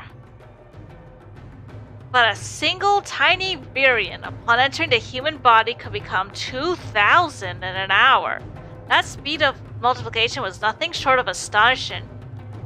Ebola virus had a incubation period of 7 days or so before infectees developed symptoms. We all know what Ebola is. I'm sure you've watched the movie Outbreak, like your biology, at least when I was in high school, my biology class had to make me watch that Outbreak movie about Ebola, and it was pretty much one of the most disturbing things I've watched in my younger years. Like, I was like, what, maybe 15, 16 when I saw that, and I was like, oh goodness. High mortality rate, 53% for the Sudan form, 88% for the Zaire. But the Reston variety, discovered in monkeys that have been brought to the US, okay, good, had no pathogenicity in humans. There are 5 characterized species. Thai forest, Sudan, Reston, Zaire, and I'm not even going to try to pronounce that last one. That'll be culturally respectful, I guess. So I really don't want to mess that up, you know? Not to be confused with the Uwu virus. Influenza was 1 or 2. But the onset of the Ua virus happened in 12 hours. No matter how many times I looked at it, viruses existed to multiply. No, nothing more. They had no motives, no driving logic, nothing but multiplication. That fact held a certain air of mysteries. If viruses had emotions, how they feel about their lives. He had thrown himself into virus research in search of answers to questions like that. Answers that no man could truly know. His development of the antiviral agent had really been nothing more than another job responsibility. He felt no particular sense of duty to protect people from a killer virus. He was just happy for a chance to play around with Ua day after day. Another one from A. 1 year ago, South Africa. Again. Do not look away. These are your crimes. Okay, I'm going to turn on my tracker. Did you hear that jump scare sound, though? This is some peak Higurashi stuff going on. Or Umineko. If you ever played any of those games. Like those sound novels, if you will. They always play like some kind of scare chord when something's really, really, really wrong, you know? There were 4 images attached. Oh no. The first shocked Osawa so much that he felt like he'd been punched in the head. One of the UOA patients from earlier was being injected with something. No, Osawa muttered to himself. It can't be. The second image showed one of the infected. Hunched over in pain. But I can't fall. What? Why am I yawning? I think I'm hungry. I'm not tired or sleepy, I'm just hungry. Maybe a little cold, too. Osawa thought he could see that some degree of life had come back into the patient's eyes. He We rushed to open the third image. I don't like the sound of that. A morgue. Piled high with corpses. They look no longer human. Oh gosh. The lymph nodes,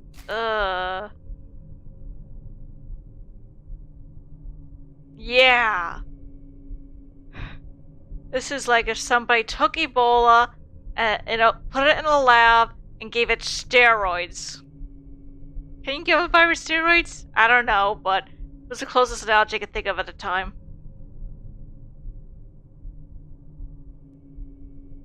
White blood cells. Lymph nodes are where your white blood cells come from. There were hospital beds stained with massive amounts of... Oh my goodness. You're calling it now, yeah. This is pretty much like the plot of the first Trauma Center game, aka Second Opinion, which was a remake of the first Trauma Center game for the DS. It added a new route, but it also cut out a little filler near the end. It also extended the story a bit. Natural disease, but it's such a terrible disease that its very existence called for secrecy. Yo, what? I really don't like the sound of that. What am I supposed to be even looking at? Badges and pictures touched. 6 hours passed, 12 hours passed, 18 hours passed. Someone had been attempting live trials with the antiviral agent. Osawa didn't consider the antiviral agent ready for release, but that was because his team hadn't conducted clinical trials on humans yet. There's a good reason why such trials hadn't been conducted. There's no way to test the efficacy of the drug without an infected patient. To run a proper clinical test, someone would first need to be infected with the UA virus. Drug provided effective on humans, the person would have a guaranteed death sentence. Oh my gosh. It was unthinkable to run trials that involved such a deadly risk. And yet, as he looked over the images again and again, Osawa became certain. Someone had conducted human testing with the antiviral agent. The time markers were there to mark the time lapse since the onset of symptoms. A thorough trial would test the drug's effectiveness to those timelines. This was nothing short of vile human experimentation in the guise of clinical testing. People responsible could not be allowed to get away with this. There's only one person Osawa could trust to keep this under wraps. His boss, Makino. But he stopped short as soon as he picked up the receiver. He knew he was in no state of mind to have a calm, reasoned conversation right now.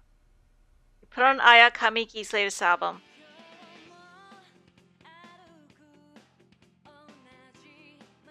He could feel himself return to a calmer emotional state.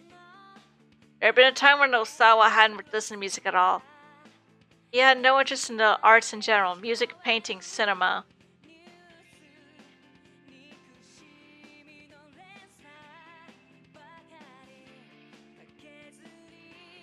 His daughter had asked for a CD as a birthday present, so he swung by the store to pick one up. Since Kamiki's new album had just come out, there was a display in front of the shop. Something about the bright, colorful album packaging had drawn him in.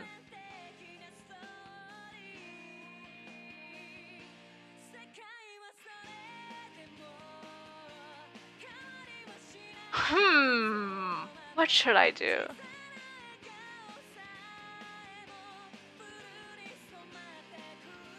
Let's take a chance. Has there been any progress? His voice was somber. No, nothing much yet.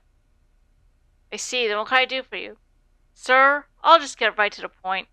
Have you conducted clinical trials using the antiviral drug? Uh-oh, maybe that wasn't such a good idea. What makes you think that? He's quite the emails received. Not over the phone. We'll discuss this in person. I'll head over to your place when I'm done here. Why, because of concerns of wiretapping? I mean, I guess that makes sense. There was no doubt about it then. There had been human testing. Why do I have a feeling this will go not so great? Pardon me, Mr. Asawa, but could you come with me for a moment?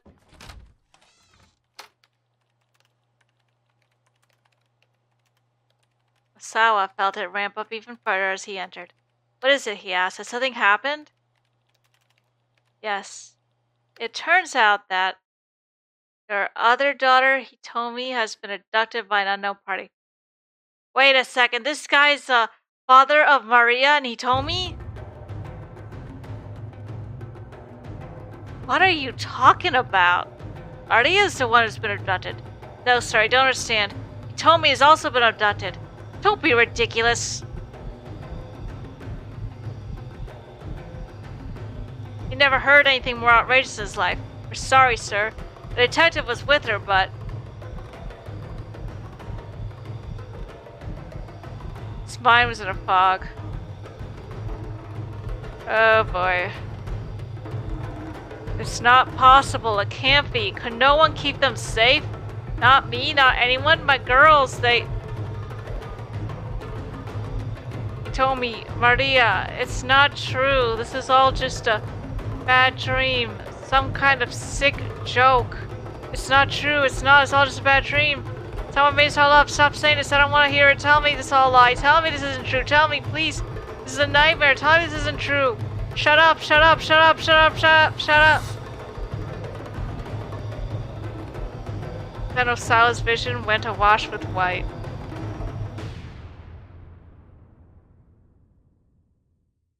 Worst case scenario.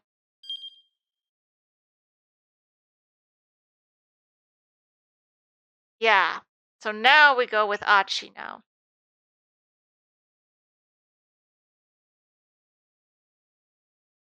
Back to Achi.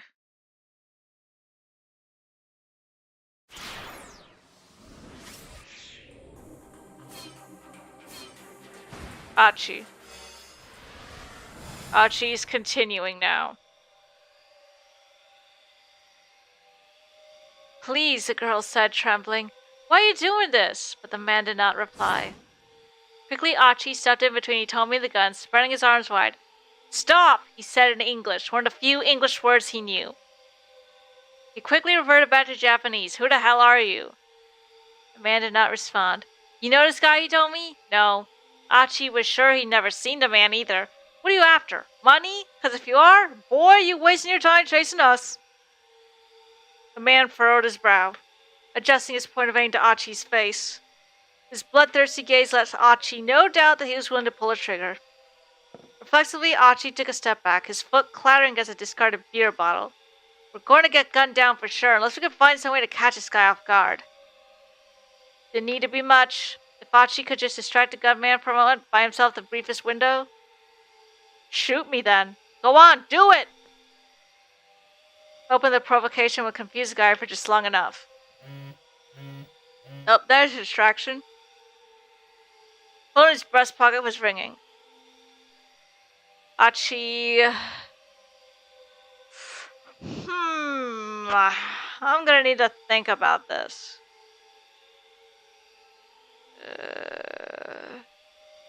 I feel like taking the gun. Let's try the beer bottle. Bonk! Yep, I did. Now let me just bonk. So what we do is bonk. Yeah. He staggered wildly off balance. He told me! Okay, so that should slow him down.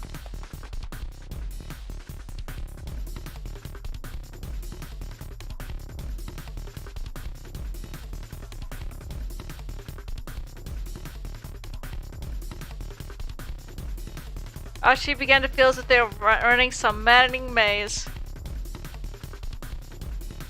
To have made it almost as far as Aoyama. Wait up. Huh? Achi, wait up!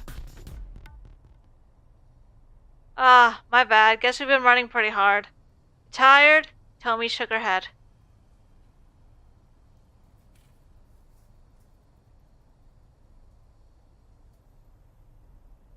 No, it's just I have to get to Dogenzaka.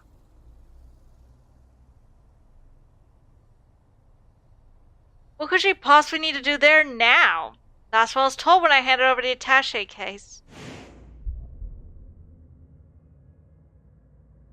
You're going to do exactly as I tell you. 2 things. First, you're going to go to Doganzaka and get in the blue van there. Second, you will not attempt to contact either the police or your family in the meantime. Just those 2 things, and we'll let your sister go. Okay then, give me the money. A blue van in Doganzaka, huh? That's why you said the police were no-go. Yes, exactly. I wonder if your sister's in that van then. If she is, we gotta hurry. You should lay in how to get to Doganzaka. They could probably avoid their pursuers if they kept the streets only the locals usually knew about. That meant staying off the more well-trafficked routes like Roppongi Dori or the stretch between... I'm not gonna try to pronounce that. And the station. The side roads south of the station were their best bet. It's gonna be a long detour. Alright, come on. Achi? Hey, don't sweat it. I actually live in Doganzaka. We're actually heading back to my old neighborhood. Thank you so much. Hey, it's no problem. I had at home anyway. Hey, you two. You got a minute? Oh, these shady looking fellas. Yeah. If these guys were in trouble, you wanted to be ready. We just want to ask you something. The younger of the 2 men drew in closer. Ask us what? You know where the Nokane building is? The man held up a flyer. Hold up! I know what this is. This is from Tama's route. These are the loan sharks. That wanna dispose. Yes, we have. I recognize them. These are the loan sharks that threatened Tama's boss, and Tama got a bad ending, cause these are the guys. Come on, man, the Nokane building. You know where it is or not? Yeah, that's what I'm hoping to do. That was near Doganzaka. No harm. I don't like the thought of these dudes pointing the opposite direction from Central Guy.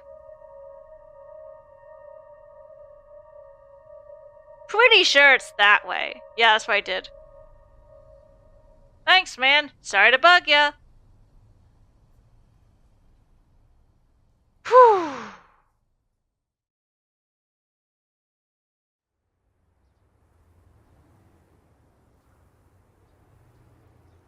I don't think I even knew this part of Shibuya was here. I used to mess around this neighborhood when I was a kid.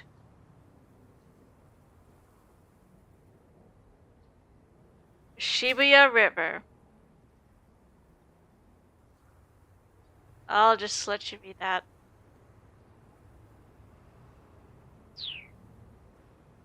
Have you always lived in Shibuya, Achi? Yep, born and raised. That's why I do this. Just pisses me off to see folks make a mess of this place. I don't have a job, so I just pick up garbage every day. What am I even doing? Like, cleanup even matters right now. What? What is it? You're a strange one, Achi. Not so?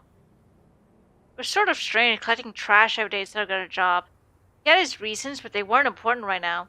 The important thing was getting Hitomi to Doganzaka. Come on. Oh, I don't like the sound of this. Hey, hold it right there! They stopped, but the shot wasn't directed at them. Thuggish men were having some kind of argument. Idiots! And you still got the gall to call yourselves SOS, the Studs of Shibuya, a youth gang. Oh, it was founded by, it was Achi's old gang, but he now has a leader, a different leader. I mean, yeah, Susumu, but the other men standing around looked distinctly uncomfortable. It takes money to run an organization. No, I know, this is not like you're Achi or nothing. I thought maybe you could spare some help on that front, boss. It's Susumu. A change in leadership can shake up an organization. Okay. Suggests they still has things to learn about being in charge.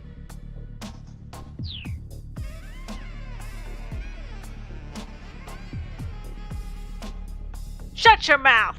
How dare you say Achi's name in my presence? Hey! What was that about me? Okay, kept stone tassel. Susumu, you can't just give a guy a beat down in broad daylight. You don't want to shock the upstanding people of our fair city. Achi, Susumu glared. Can we drop the pleasantries? Achi replied with a hint of a sneer. Got it, Susumu. And I'd like to point out, we're not on a first name basis. I'm trying to make an angry face here. There we go.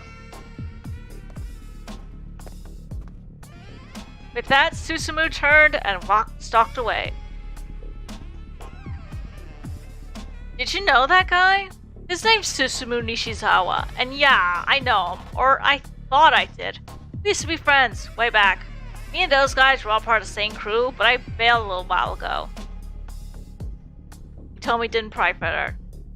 To his relief.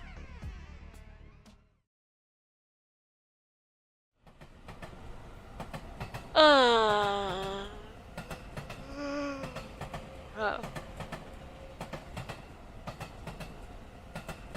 Huh, I wonder. Hey man, you pick up trash by chance? Huh? Taisei Yasuda, 35 years old. This Yasuda guy is new enough that Achi doesn't recognize him. Sorry, it just kinda looked like that's what you're doing. Yeah, I'm picking up trash, of course. Like, I just got to thinking, man, this place is filthy. Right on! Someone else who gets it. You do? Totally! I see this trash all over the place and I can't stand it. Oh, yeah, sure. Can't stand it when someone throws something away when it can still be useful. I hear that. Sus. Yeah. Here you go, huh? Have all of it. What is it? Got a little thing I gotta do today. You got it from here, I'm counting on you. Actually, I'm kind of... What is it? What is this thing, anyway? The man that outside. Far.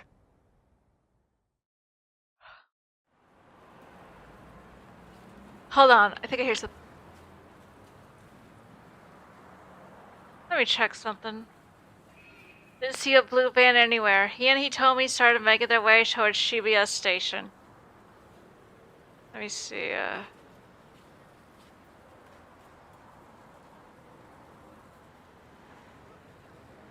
Okay, so let me just pull this up.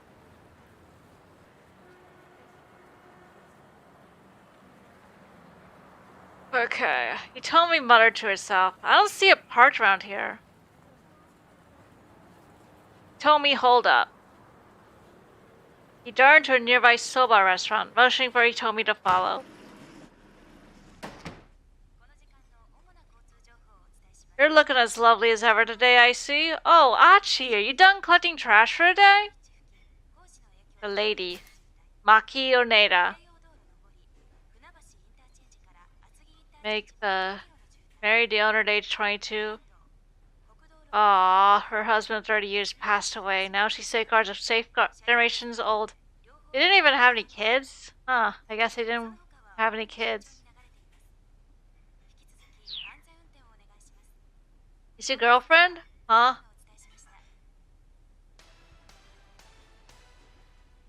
She looks just like a model. She's a spitting image of me at that age. My, Achi's got himself a girlfriend. I said it's not like that.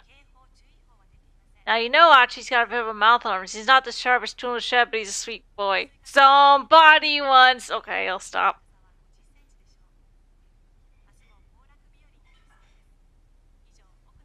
I'll try to deny it, but don't you listen. Has he told you about Susune? Ma'am, please. You gotta hear me out. What's the matter? I'm just trying to plug up your good points. Have you seen a van parked around here? Yes, come to think of it, there was. A blue one. He told me lean forward. Where is it now? Well, I'm not really sure. I don't keep a close eye on things outside after all.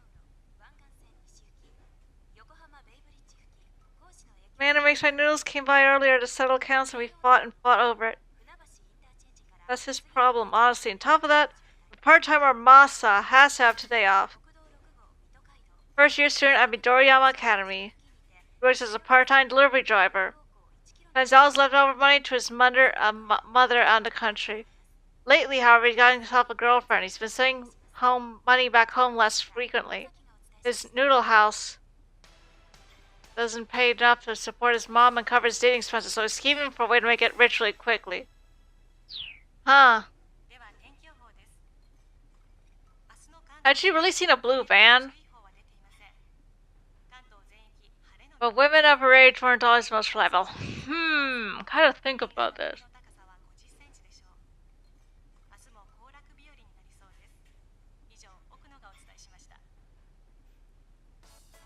Is that so? A bonus content quiz.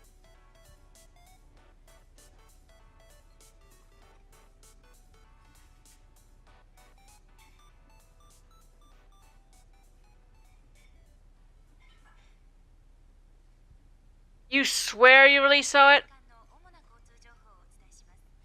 Not much fun of lying or of being called a liar. I didn't mean it like that. Sorry to bother you.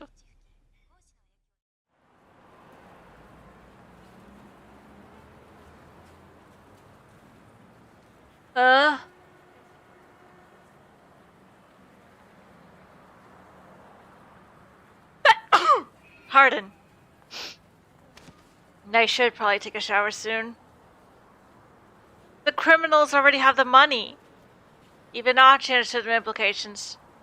Their hostage was nothing but a liability. Why take the risk of letting her go when they already had what they wanted? The situation was bad. Very bad. Still, just running around Shibuya, willy-nilly was going to tire and frustrate them. Oh, I noticed that that's pufferfish above that store there.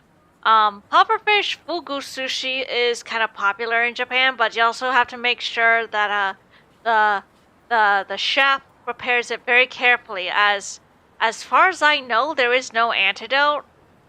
I wouldn't know about that, but if it's not treated, or if it can be treated, it'll be fatal within like an hour. And that's why I'm personally never eating fugu sushi. Like, I'm sorry, but like, how am I supposed to trust anybody? It's poisoning somebody with fugu fish and Hitman, huh? I hope I've heard of Hitman. Definitely want to play those games sometime. He told me I had the chance for a little break.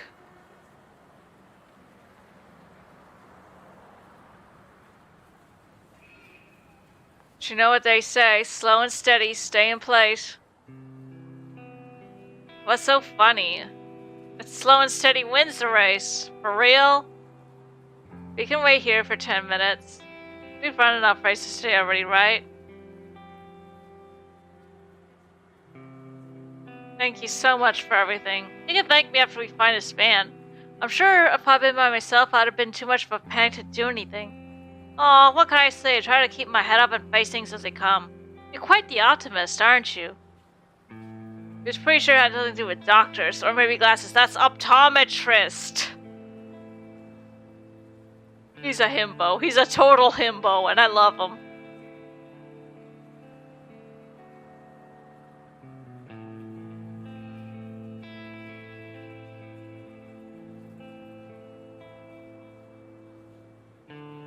This is starting to feel like a waste of time, and then...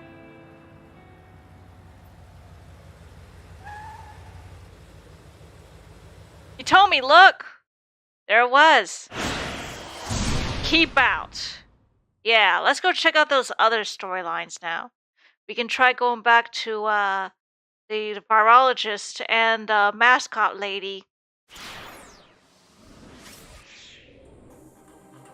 Let's check out the mascot lady.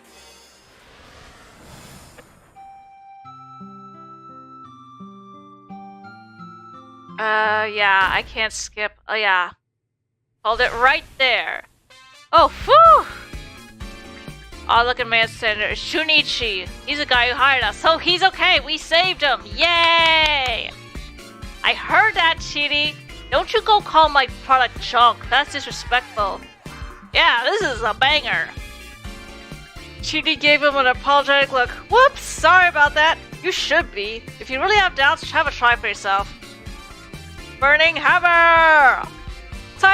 sister products includes Del Sweat, Cellulose, Better Sweater, Dom Pepperon, Power Burn Z, Mr. Thin, Nega Chow, Super Nega Chow. Energy supplement, but a cheaper label gives an immediate impression of sketchiness. Go on, give it a go. But no sooner shuts out one for. Wait, hold on! What gives? You two. You're both good stomach-wise. Yeah, drinking this stuff on each side causes some pretty nasty problems. So make sure you eat or drink something beforehand. Doesn't matter what, really. Nasty problems? Yeah, such as what? I'd rather not say. Nobody would buy it otherwise. It's all good, I just had lunch. Well, I haven't eaten yet. I've been guzzling as much iced tea as I can to fill myself up. It's probably safe for me to... Wait, is that the stuff that gives you visions or something? Let's pick the funny option.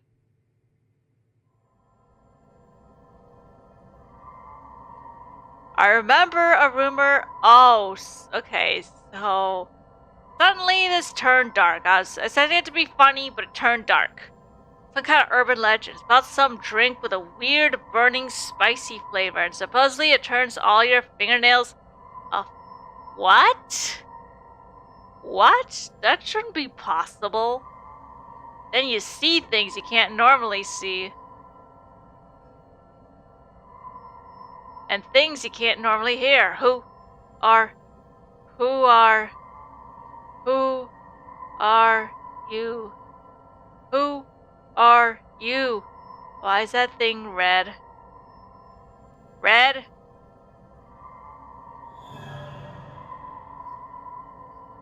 I've heard some college students talk about her hearing voice like that, swearing this mystery drink could have that effect. A little unnerving, but I really doubt it could be true.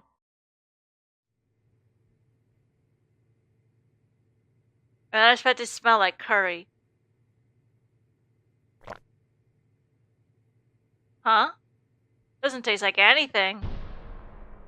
What the heck? And now it gets funny.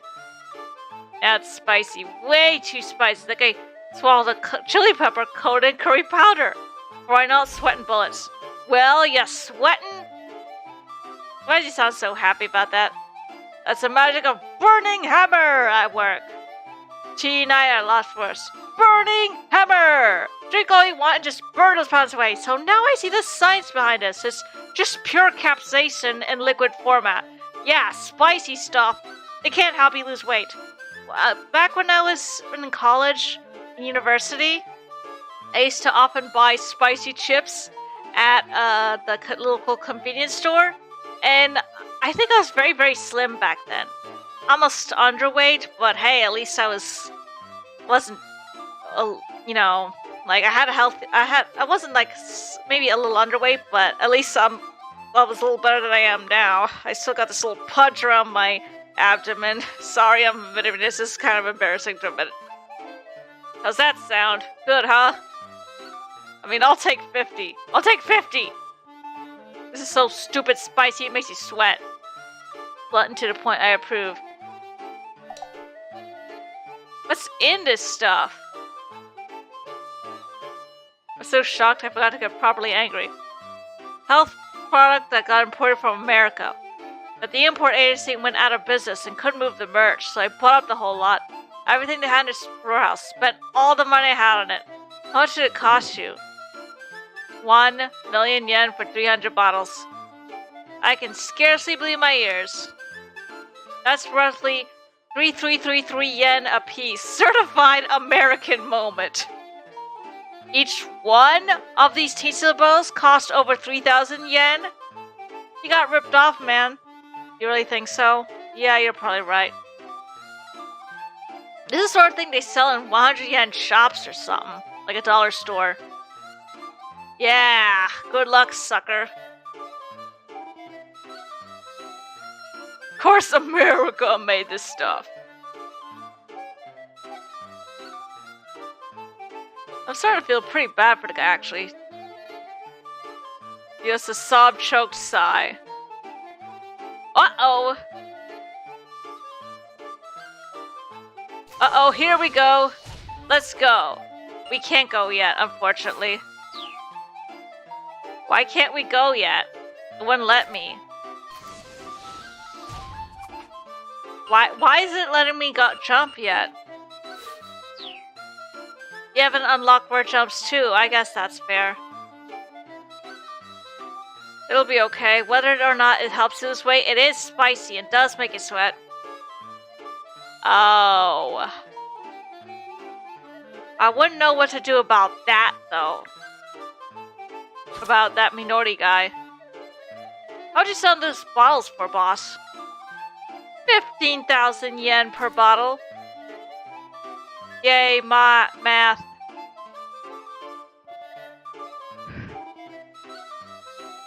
Wow, so this is pretty much a scam. What? No way. Nuh-uh. No friggin' way. Calling that price point absurd wouldn't begin to do it justice. Well, don't let that price is my only option. I need to cover my costs. Anyway, please, I need you both to work your hardest. He's committed to this insane course of action. Okay. To work aside and a proper response, it's the scammiest scam that ever scammed. Haha. As for me, I can't. Just sit there and don't speak up. Is this just a scamster? Afro boy here was dumb enough to invest in it. Sorry, can't hear you. This is a scam, isn't it? He tells us out to one side. Something's wrong with my ear. This is a scam. Look, kid, listen up. You're in the grown-ups world now. But a scam is still a scam. You, sir. What's your name again? Oh, it's Tama. Why are you still wearing a costume? At least I'll help her get out of it, right? Wow, son, you gonna do a sales demo like that? I can't just take the mascot costume off. I don't have much of a choice. I hired you to be a model. If you weren't that thing, then what's the point? It's not like I'm wearing this getup because I want to. How about we just cut it off ya? Whoa! No, you can't do that. That suit's a rental. I don't want to have to reimburse them for the thing. Well, then what am I supposed to do? Have someone from the rental place come down? Oh, hey, good idea. Just try to grin and bear it till then. I'm sure we'll get it off eventually. Hopefully before the demo. I need you to be my model. Flattering, but I can't help wonder, would I be any good at that? This is no time to be timid. I need that money no matter what. It's a she. Tama's a she. My troubles all started earlier this morning. I was at a knick-knack shop on Center Guy. I happened to pass by and I spotted a red necklace on display in the storefront. Got this weird sensation when I saw it. You could call it deja vu? As if I've been drawn to it somehow. This was mine. I was sure of it. I wanted it. No, I needed to make it mine as soon as I possibly could. Well, that's okay. That's how strong the feeling was. The price was 40,000 yen. I only had 20,000 on me. There was just one question. How? What? Don't tell me she shoplifted it.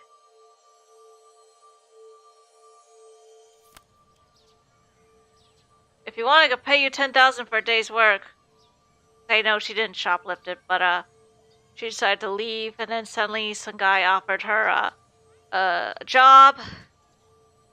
Junichi Yanagishita, Yamato Healthco. It's Afro dude. I'm in a real bind here. Would you mind come with me? Just one day. He seemed pretty sketchy.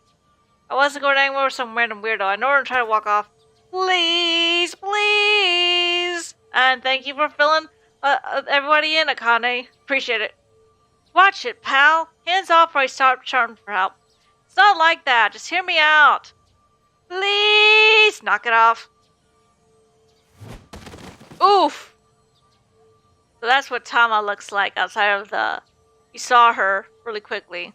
She was the girl in yellow. You a martial artist or something? I think that was just a fluke. How well you pull off that escape move. Oh, okay then. Look, I'm sorry. Can you give me a hand? No, I mean give me your hand. My hip's killing me here. Ah, wow, wow, wow, wow, wow. I guess.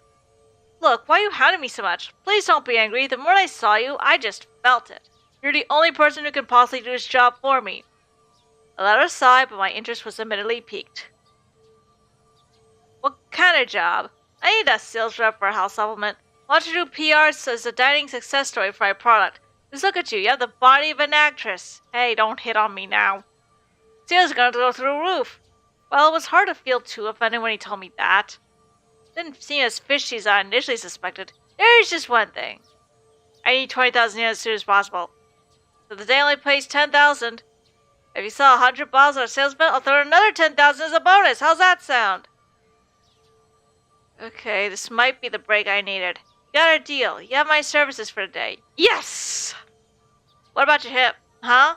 Oh yeah, it's better now. All better. Fixed itself just now. Oh, look, I'm sorry. I wasn't trying to pull a fast one on you, honest. I was just scouting for talent and I saw you and, well, is trusting this guy really the best idea?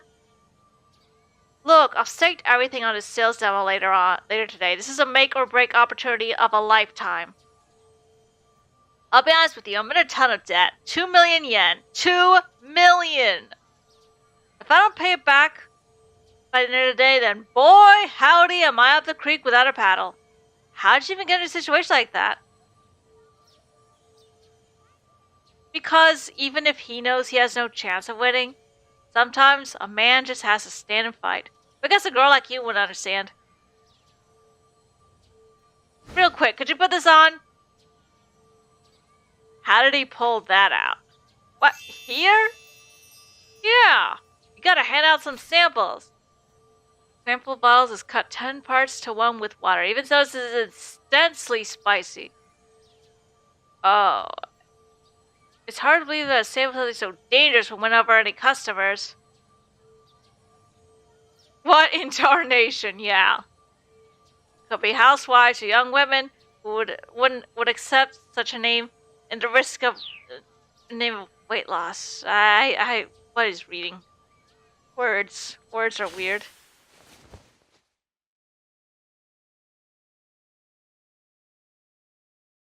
It was a pretty ridiculous turn of events.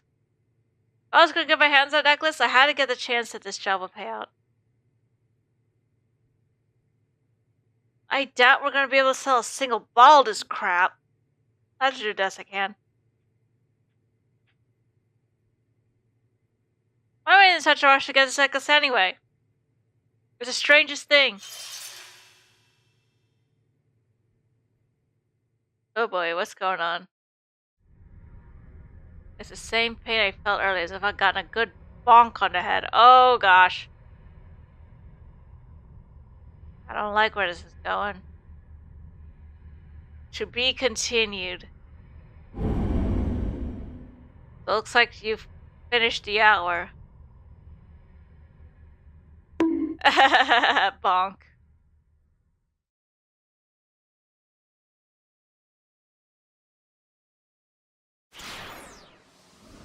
So now we should go back to Osawa.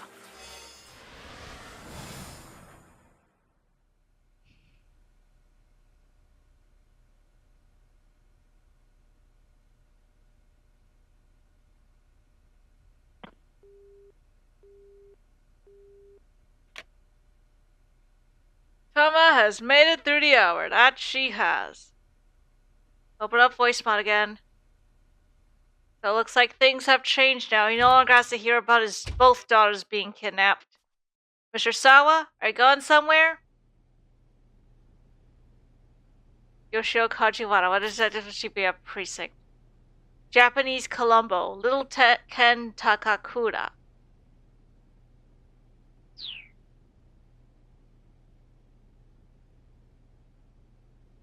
No, not really. Have there been any developments, detective? Sorry, sir. Not really sure what to tell you. Banana. What?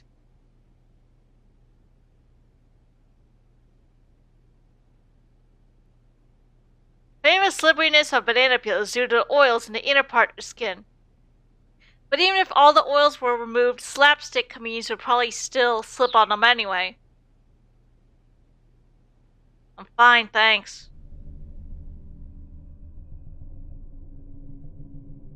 Yeah, I did.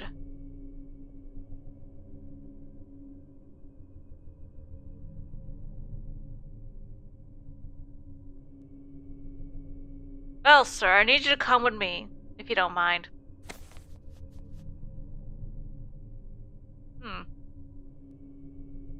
He's working at a time like this? Seriously? Sheesh. I do not get rich people and their priorities. Yeah, I feel bad for his daughter. Oh. One of her choices there? And what about the other one? If it. So one prevents a bad ending, one results in a bad ending, which I'll probably go for later. And what about the other one? There's a third. There were 3 options there. 2 of the choices, if I recall, is so probably just the one that where you just grab her and go. So the one where you try to grab his gun will go for the bad ending, if I'm not mistaken. I mean, it's a gun.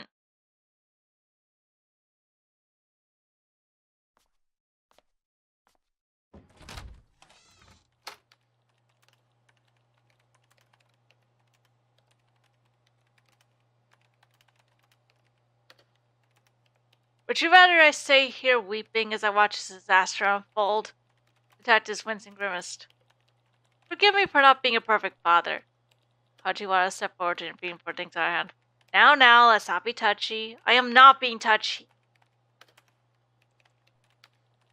These guys had the time to sit around backbiting him, but not to go out and bring Maria to safety. Almost close to half a day had gone by without any new developments. Ransom demand had come in the previous night at 8 o'clock. Maria had been abducted roughly an hour before.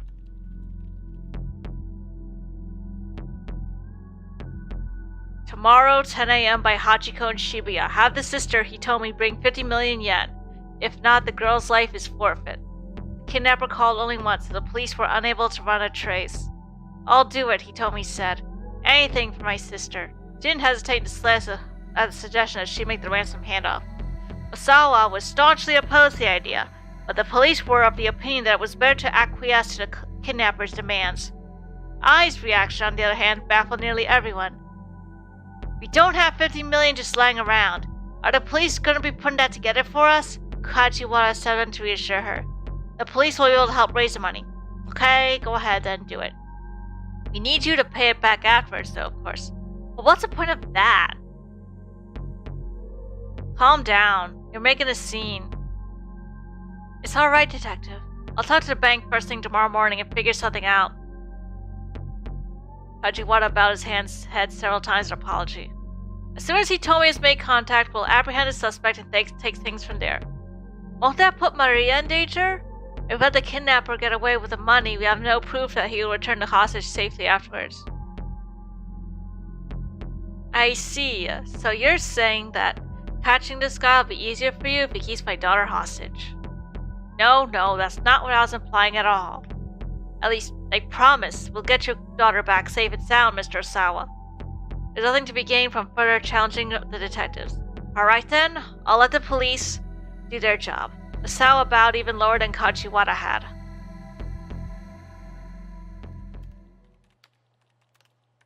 How long are you gonna just loaf around? Hurry up and arrest this guy. Police had made no effort to apprehend him. So the Osawas had been left in the dark, but they had overheard the task force talking over the wireless and feared they were deliberately letting the suspect roam free. If he gets away with our money, you are going to reimburse us, right? It made it sound like the money was more important than Maria's life. The detectives exchanged uneasy glances. The Osawa said nothing. By now he's accustomed to Ai's coldness toward the 2 girls. The twins were Osawa's daughters from his first wife, who passed away 15 years ago. Ai had no blood ties to Maria or Hitomi herself. Well, are the police going to reimburse us or not? Well, right now we're focused on making sure Maria is safe. Dang, stop dodging the question. Answer me! I'm making an angry face. It doesn't seem to detect angry face very often. Let me mess with the settings. The BMM settings. Okay, yeah, that looks good. Yes, of course. Maybe, would you like something to eat to have it calm down? That's always the banana thing. Oh dear, what a waste. Yeah. I'm gonna meet with Mr. Makino. Sawa saw Kajiwara look in a different direction.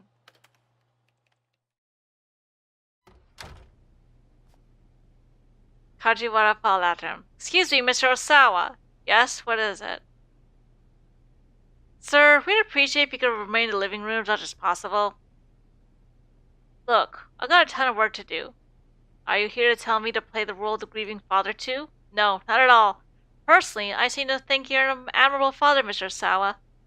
Did the word have a ring of sarcasm? Oh boy, this music. You're no ordinary fellow, Mr. Osawa. You're a genius. Me? Am I mistaken, sir?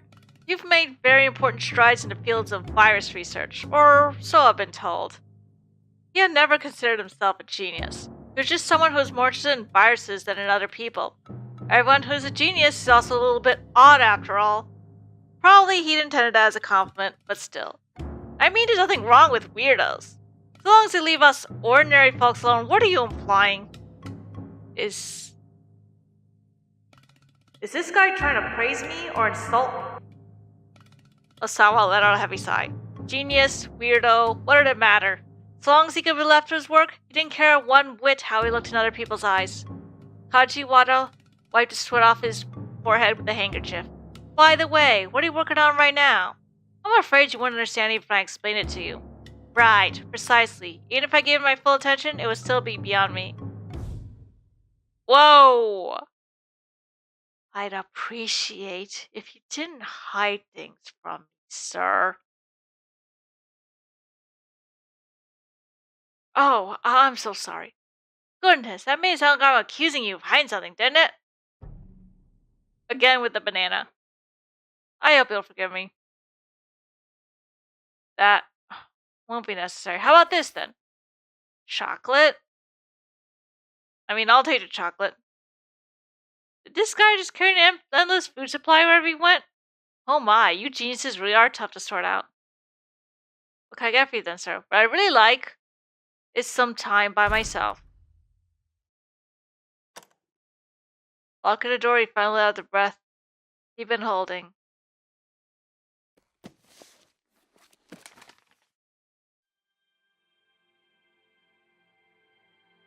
Oh man, here come feels. Like, I can understand, that apparently when I was a very young girl, my mom told me that I almost walked into traffic when the car was coming and she managed to stop me in the nick of time. No, if she hadn't, I might not even be here today, and I can see how that's a fear for parents. If I were ever to have my own children,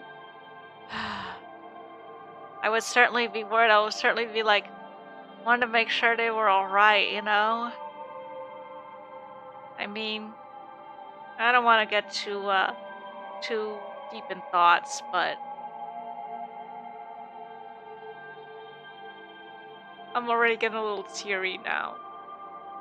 Her mother had passed away, so especially when one of the parents is gone, or you're too old to have any more kids, it just hits harder,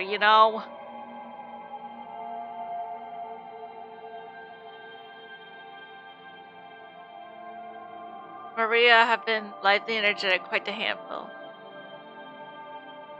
Personalities could be so different despite them being twins. So now they're like a little older. Grade school graduation, like what, high school maybe? I can't tell. I think she's in college now. Yes, they are both in college. They're both 19 if I remember. So yeah, that would be college age, university age. Which should he truly love? Oh no, feels. Don't give me feels. Human emotions were complicated. Sometimes it made people act inconsistently. Sakurai has fallen far since Ultimate. I mean, to be fair, as far as I know, he doesn't have any kids, just his wife and his cat.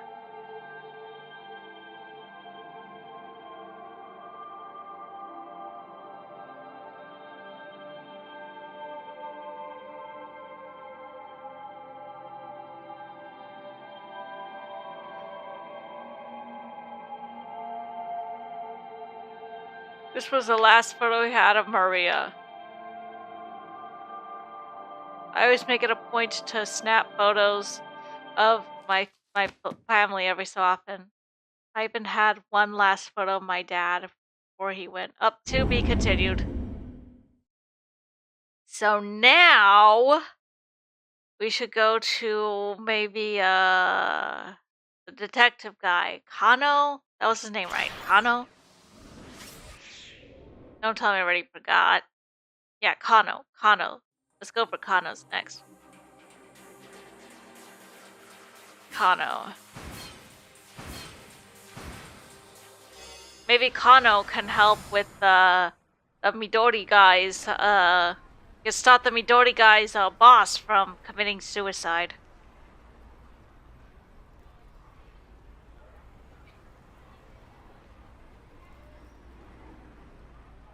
Right.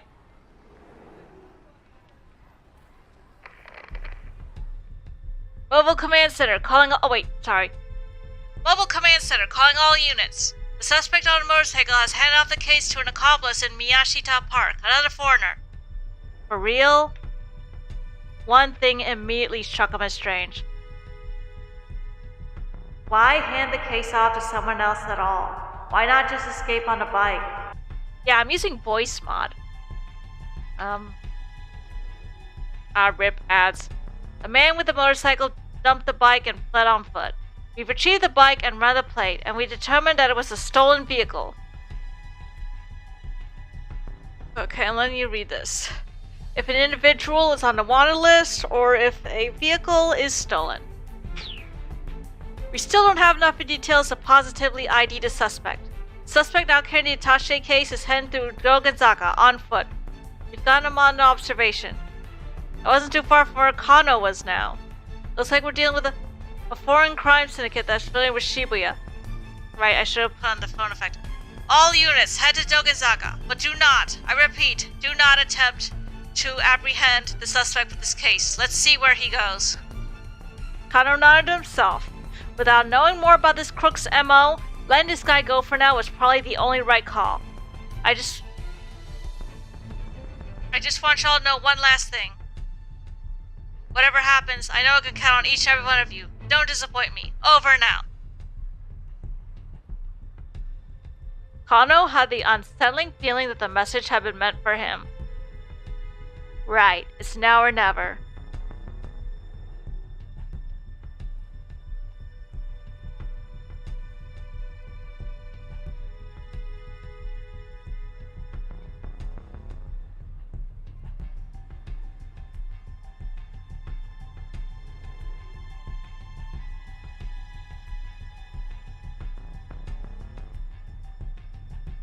Okay, so...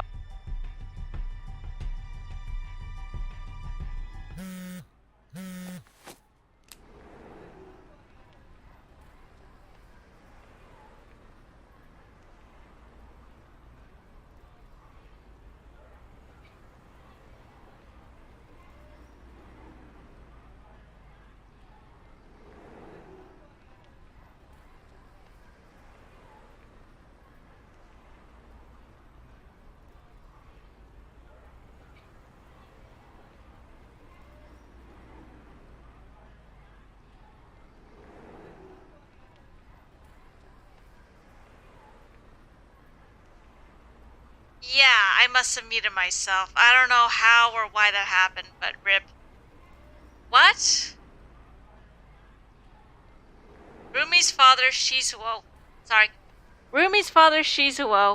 had been staunchly opposed to the two of them getting married. Kano had visited his home many times, but the man had never even deigned to meet him. Yeah, he told me he wants to meet with you. What? Now? I told you were busy working, but he said he'd wait. This can't be happening, Kana whimpered herself. I'm sorry, I know he can be demanding. That's not the issue. Her dad offering to wait made it harder for him to refuse. I'll have to call you back later, okay? I really am sorry. I'll be at a cafe called Lautrec. It's by the train station. Rumi hung up. Kano stood in a daze, staring at his phone, as if keeping up with the case wasn't stressful enough.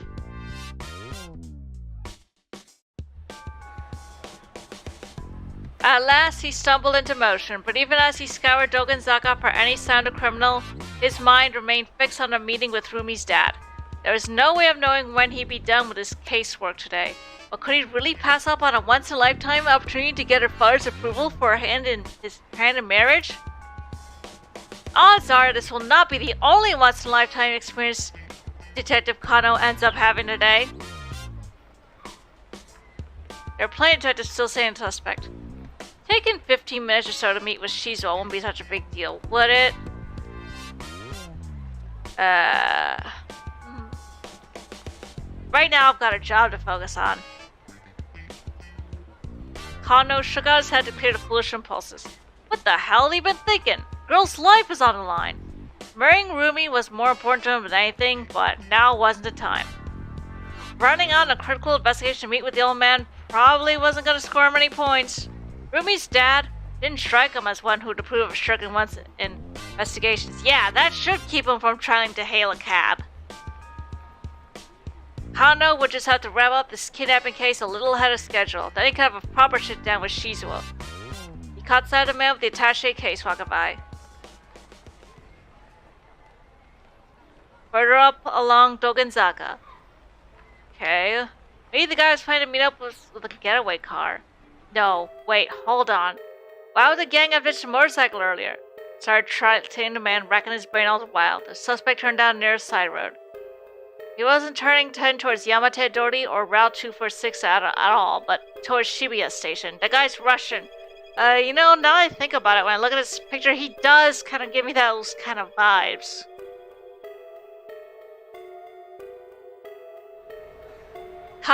He radioed Kuze on the wireless. The police wireless system is digital in order to make transitions more difficult to intercept.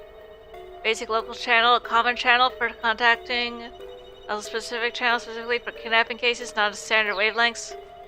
Sir, I don't think there's any point in seeing where this guy leads us anymore. That's not your call to make. Keep watching him. Sir, this is a waste of time. The girl might be in danger if...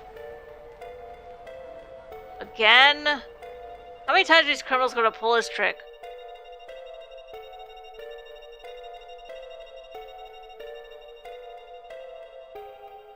Led him back to the area around Shibuya station. Kano tried to remember the name. That's right, it was called Lautrec. Where Ryoko Kakinuma works as a waitress, named after 19th century French painter Henri de Toulouse-Lautrec. That's interesting to know. He made it a target. For long, he did spot the cafe. It's large. Okay. Rotorek. I can read katakana, so yeah.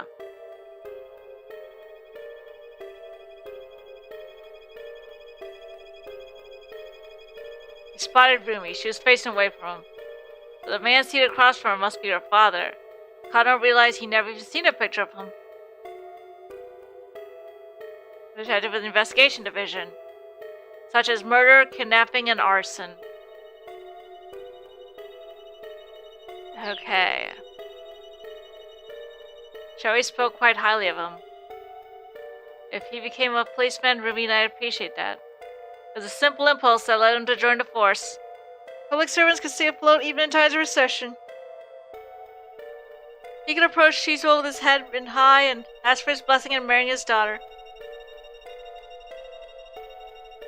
Shizuo had up and retired from police work. Even Rumi didn't know why he made the decision. Okay, but the only response he ever got was, I'm not giving away my daughter to any cop. Huh. Years on the force nearly made Kano lose sight of what driven him to become a policeman in the first place. Now the chance to meet Shizuo face to face had come. He peered intently into the cafe. Just who was this hard-faced fella? The guy looked scary. Could this really be his sweet little roomie's father?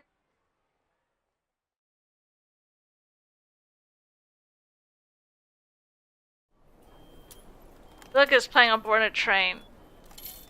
A scene from a popular movie about a kidnapping sprang to Kano's mind, where the crook had made off with the ransom money after his toss out of the window of a train. What if this guy managed to get out of the dragnet and pull a stunt like that? It looks like the suspect is going to board a train, Kano informed Kuze over the wireless. Make sure you stay on his trail. Apparently Kuze still wanted to string the pup along for a bit. You got the lizards ready to pursue. Japanese police lingo for motorcycle squads. Huh.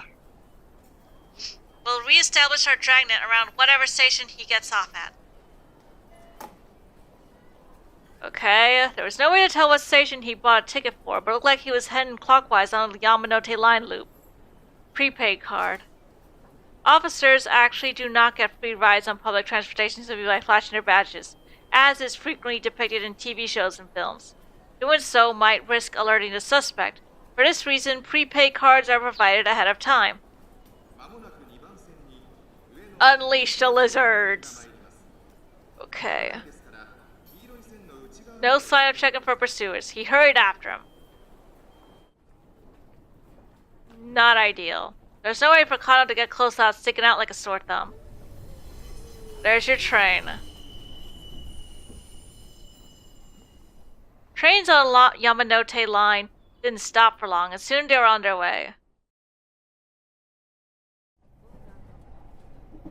Kano noticed other MPD investigators had slipped aboard the train as well, staring contemplatively at the scenery outside. A man in a gaudy necktie walked past. Yes, everything's going fine on this end. There's no need to worry. He carried the same sort of attaché case as the man they were tailing. Well, that's not suspicious. Kano leaned his head subtly. Oh boy, something big, isn't it? Oh boy. Yes, of course. 225 pages, all fully proofread. Article 225 of the Penal Code of Japan details kidnapping for profit and kidnapping for ransom. Accordingly, I'm making a surprise face. 225 is police shorthand for kidnapping. Yep. Was this guy in cahoots? Maybe the criminals had planned an attaché case swap. Kano watched the newcomer like a hawk. Prior to making contact, the man turned around and strolled back the way he came. He hadn't done anything suspicious at all. Yes, right. That could have been a red herring. Or not. He stopped and looked at Kano, seemingly aware that he was being watched. Kano decided to... look away nonchalantly. Rip. My apologies. I know it's rather rude to talk on one's cell phone when you're on a train. That's just common decency. Sheesh! Guess I overreacted. Gotta stop staring at everyone. An oddly dressed passenger. Of course, he's wearing the lewd t-shirt. He's an otaku, obviously. Sasayama, when'd you get here? Anime nerd get up. It's actually quite rare for Sasayama to actually wear a suit. He frequently goes, Santa's a must for Christmas. Stakeouts with a smile. Keeps presents in bed to calm down children in case of emergency. Here are some of Sasayama's caution designs for his evidence notebook. Let's play that again. What? Use this for train stakeouts. Don't forget awkward smile. Glasses are crucial. Filled with posters and figurines. Bag of merch. Going too far? Tragic expression. Let coworkers know beforehand so as not to be mistaken for a real thing. Okay. Oh, I think he's pretending to be a Yakuza on that last one. This, a monk, I guess. Oh my god, I know what this is. This is, a hard gay. He's a a Japanese comedian who dresses like that and he does pelvic thrusts. I know about him.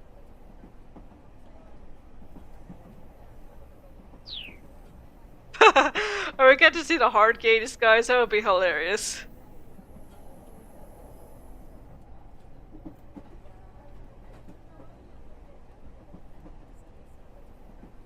I'm surprised I actually remembered that.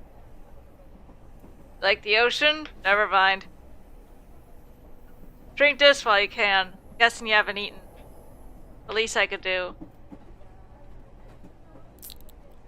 It's spicy as frick. Because it was bland. Oh, what the heck. Anything's better than nothing. Oh, boy. Burning hammer.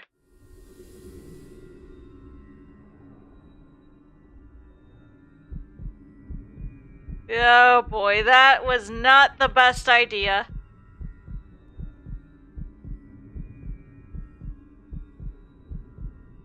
You're just drinking like freaking ghost pepper juice. It's ghost pepper juice.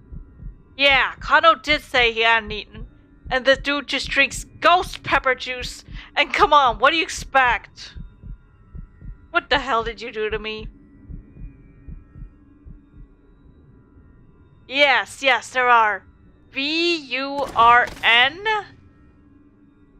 After scant few letters, Kano blacked out. Warned you, bro! Wait. The least he could do. There's a way to avoid this, isn't it?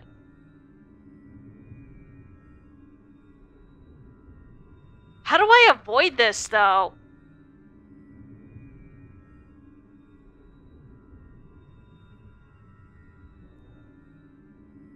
Oh. Oh, please don't tell me I have to go all the way back. Okay, don't let him have the burning hammer. Us all the way back? That whole way back?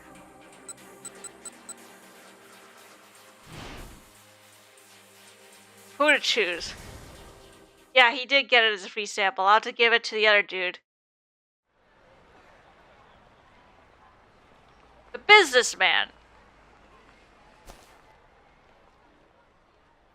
Here you go, sir. Just the one bit. Okay. There goes the window out of sales. Okay, now.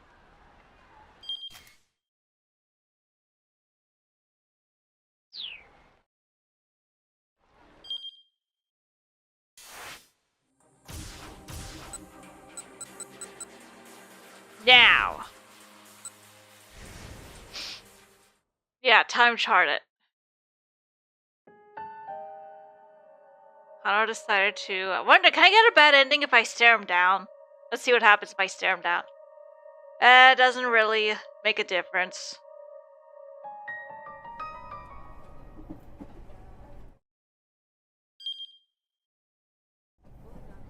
Now, please don't give me the burn... Oh yeah, he won't have burning hammer.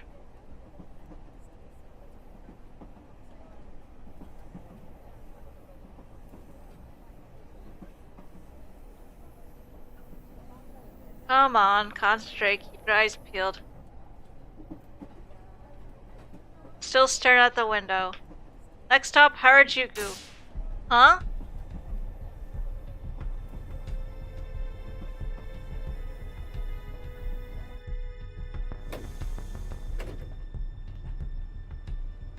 Harajuku. Okay, once a bustling Shukuba or post stations, it bustles with high schoolers after school displaying flashy youth fashion. Clothing and accessory stores and fast food restaurants line the streets. Many cutting-edge and Japanese youth culture get their start here.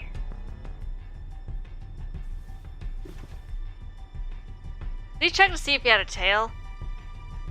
Sneaking around the platform of the station where he just got off was unusual behavior.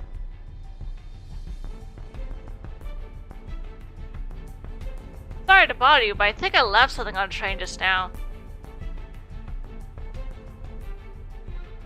He didn't look like he was checking for a tail.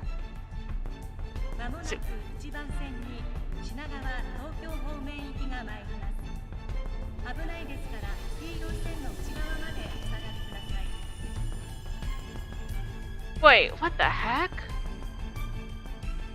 Kano had no choice. Was this guy following them?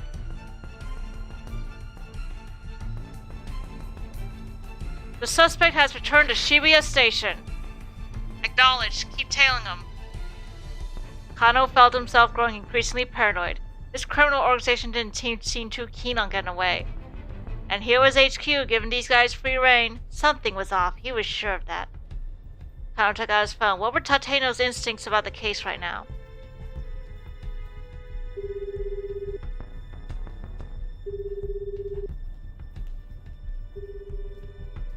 No, he picked up. Kano felt bewildered.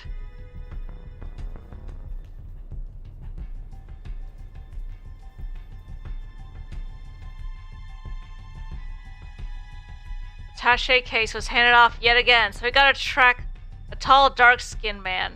Definitely not from Japan.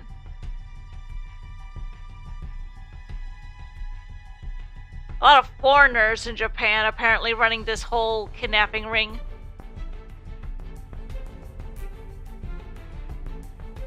I bet you it has something to do with the whole virology thing.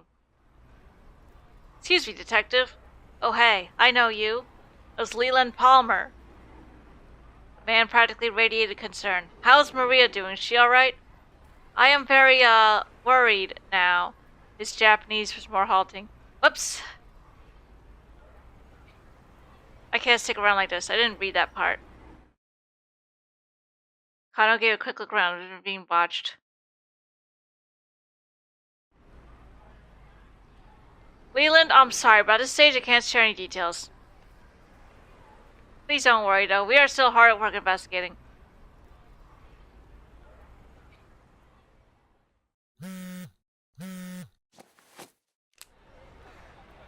He pulled his phone. It was Rumi again. Had something happened while she was waiting at the cafe? Kano picked up hurriedly. What's the matter? What's the matter? You know what the matter is. A threatening, masculine voice. Uh-oh. Is this my father-in-law speaking? Don't remember being anyone's father-in-law. The speaker's tone was falling flat. No, I know. I just, So you're dating my daughter, huh? Sir, yes, sir. Think about getting married? Yes, sir. I'd love the chance to sit down and have a nice long... How long gonna keep me waiting? Hurry up and get your ass over here. Oh, how very much Kano wished he could do exactly that. I would, but... Forget it. You can't have her. Goodbye. Bruh. Oof. Sir, please wait. Oof. Dad, you can't just use my phone like that. You were taking too long in the bathroom. Give it back. Rumi? Sweetie, what's wrong? Your father just said he doesn't want us getting married. Dad, what did you say to my boyfriend? Listen to you, calling that boy little pet names and whatnot. I think a little too attached. Daddy, you haven't even met him.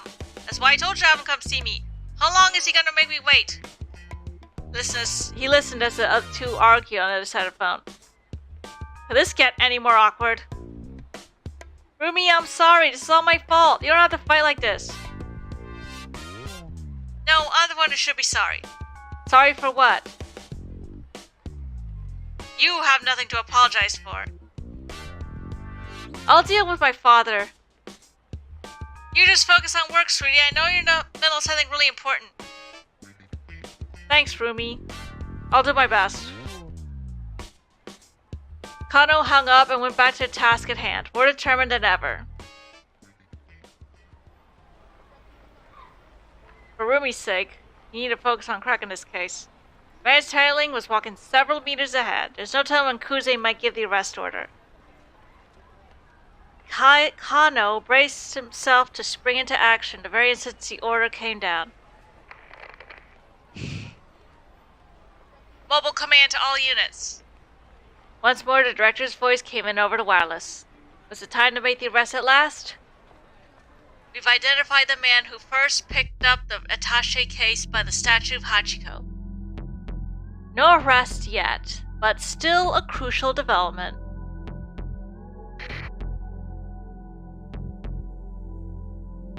His name is Tariq Al-Karawan. He's got priors for larceny, Illegal possession of narcotics, you name it. He belongs to a foreign criminal syndicate that's operating Shibuya. Also, I called that it was a foreign criminal syndicate. All foreigners. Kano felt his apprehension rising. Yeah, Middle Eastern. He's probably, but he's white though. Like he looks maybe part British, but he's of Middle Eastern descent. If this syndicate was behind the kidnapping, they were anything but amateurs. And although they might be leading the police on a wild goose chase, they certainly weren't playing around.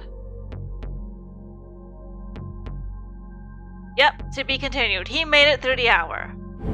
So now we go to the journalist guy.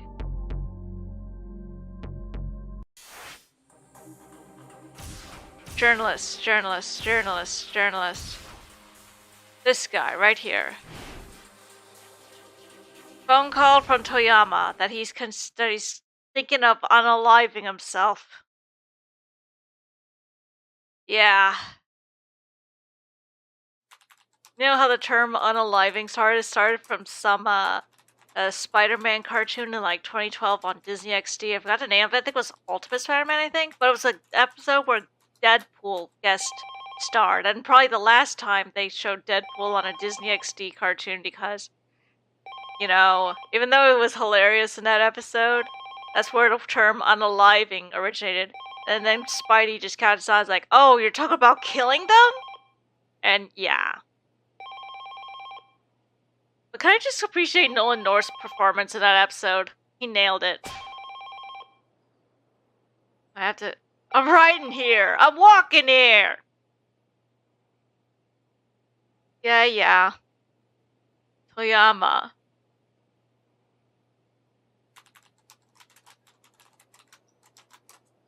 Right, this is the part where he's thinking of, taking his own life.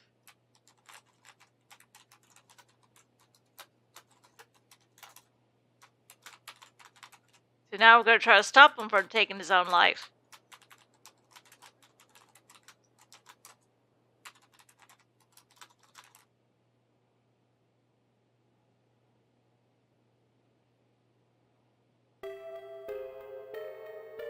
What's going on? We already saw this part, and I can't skip it, unfortunately.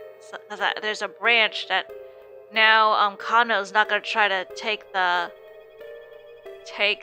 thing from the cab from us, so we'll make it in time.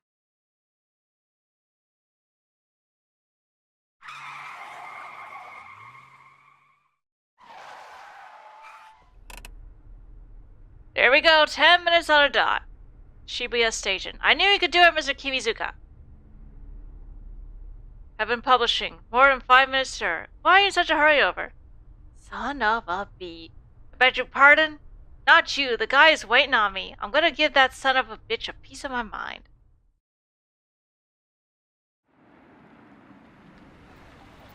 Well, yeah, but also I gotta stop him from killing himself, so...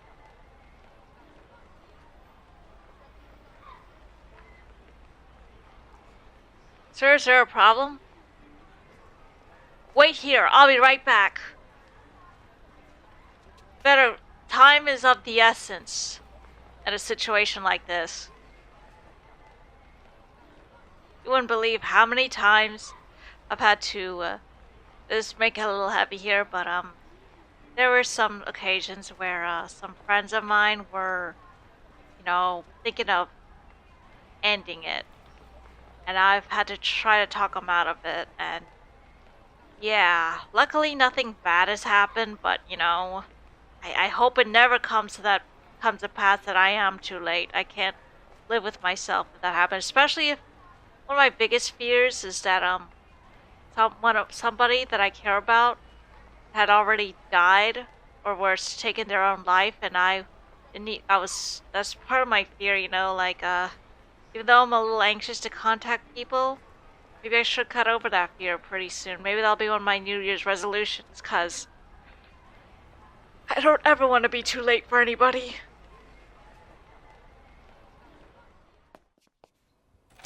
We're in time, right? Please tell me we're on time.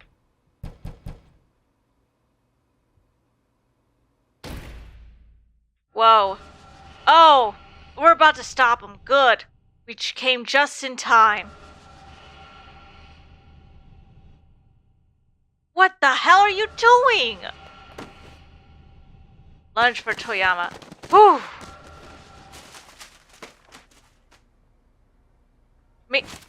Minorikawa, what are you doing? That's what I'd like to know. What the hell is this all about? Oh, that. One of the fluorescent dyed light, and I was just swapping it out. Don't you feed me that bull. What was that phone call about? That business about how the only thing to do was die? Tell me. Just a joke. Well, judging by our past experiences, it sure wasn't a joke. I'm not buying it, but I don't have time to press the issue. Cute little voice echoed to the animals. Daddy, I'm back from the store. And she doesn't even notice the noose. Man, if he had died and she saw that. Only daughter, currently 10. Hana, after a Japanese word for fireworks, Hanabi. Toyama, were you planning that hose to... He hesitated to end the sentence with gas yourself to death. Yeah, probably not a good time to say that when the dude was suicidal. The hell it is. Well, you know how sensitive I am to the cold. This was getting truly ridiculous. I feel ya.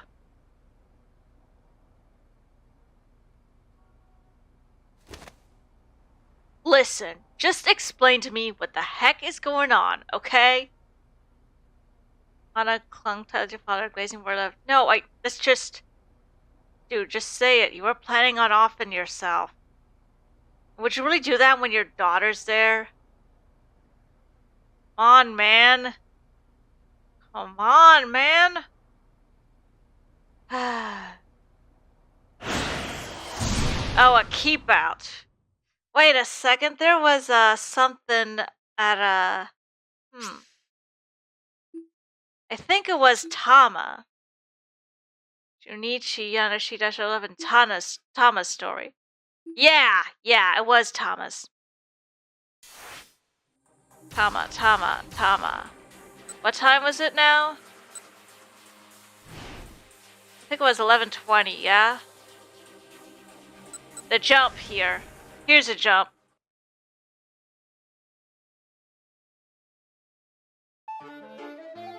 Don't let it get you down, sir, I say, trying to comfort him. And oh my god, I am hungry.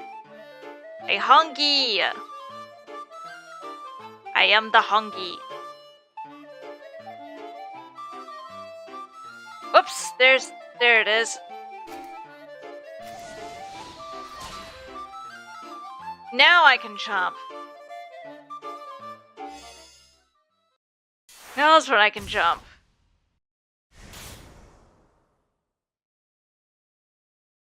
Dang, I am loving this game, honestly.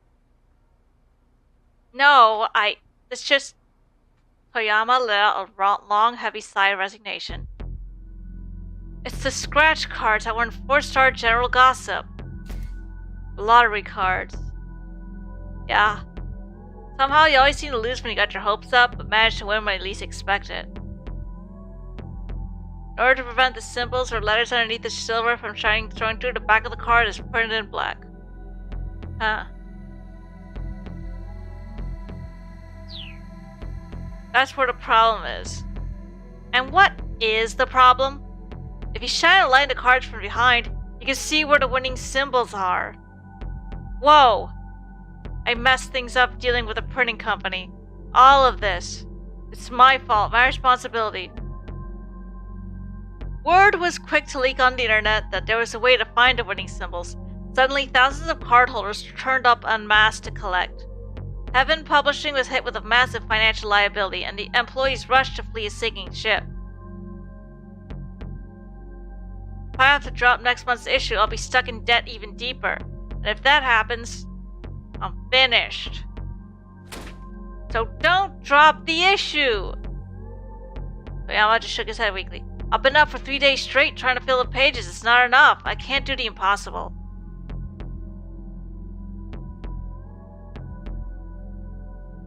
Each card showed a row of neat row of 5 wind symbols. Can't know if it's impossible if you don't see it through.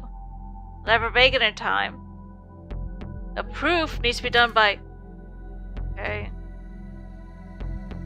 Okay, huh. That's something new that I learned. Well then. He let her sigh. Hana, would you mind giving me that hose? This won't be necessary. Toss the rubber hose to the trash. Show me the layout and the draft proposal for next month's issue. Huh? You can't possibly be serious. I'm trying to help. Now show me the layout and the proposal before I change my mind.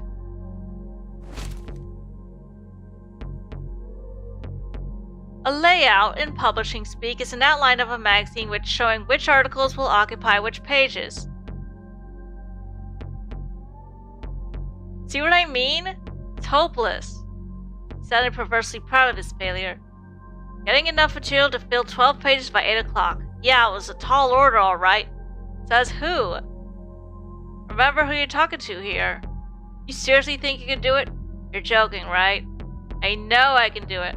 There's nothing in this world that I hate more than a bad joke. Why are you doing this for me? Toyama's getting misty-eyed. Not doing it for you, you spineless wimp. I'm doing this for poor little Hana. Norikawa, I'm so sorry. Don't apologize to me. Apologize to your daughter. Please forgive me, Hana. Hey, now, enough of the waterworks. I got your backs. Don't you worry about a thing. Aw, here come feels. Pick up the draft proposal. The word Shibuya Scuttlebutt Special. Okay, so a 12-page special edition blog on Shibuya. Fair enough. Drink yourself thin with burning hammer. This reeked of a scam. Only way, yeah, would be best relaxative, and that's kind of an eating disorder, and I highly advise against, doing stuff that's, oh my god, am I dropping frames? Oh gosh, what's going on with my connection? Yeah, something's going on with my connection again. Hold on. What's going on? Let me run a speed test really quickly. What on earth is going on just as I was getting into this? What on earth? Let me see what my ping speeds are. Okay, so that looks good. That looks good. The download speeds looks good.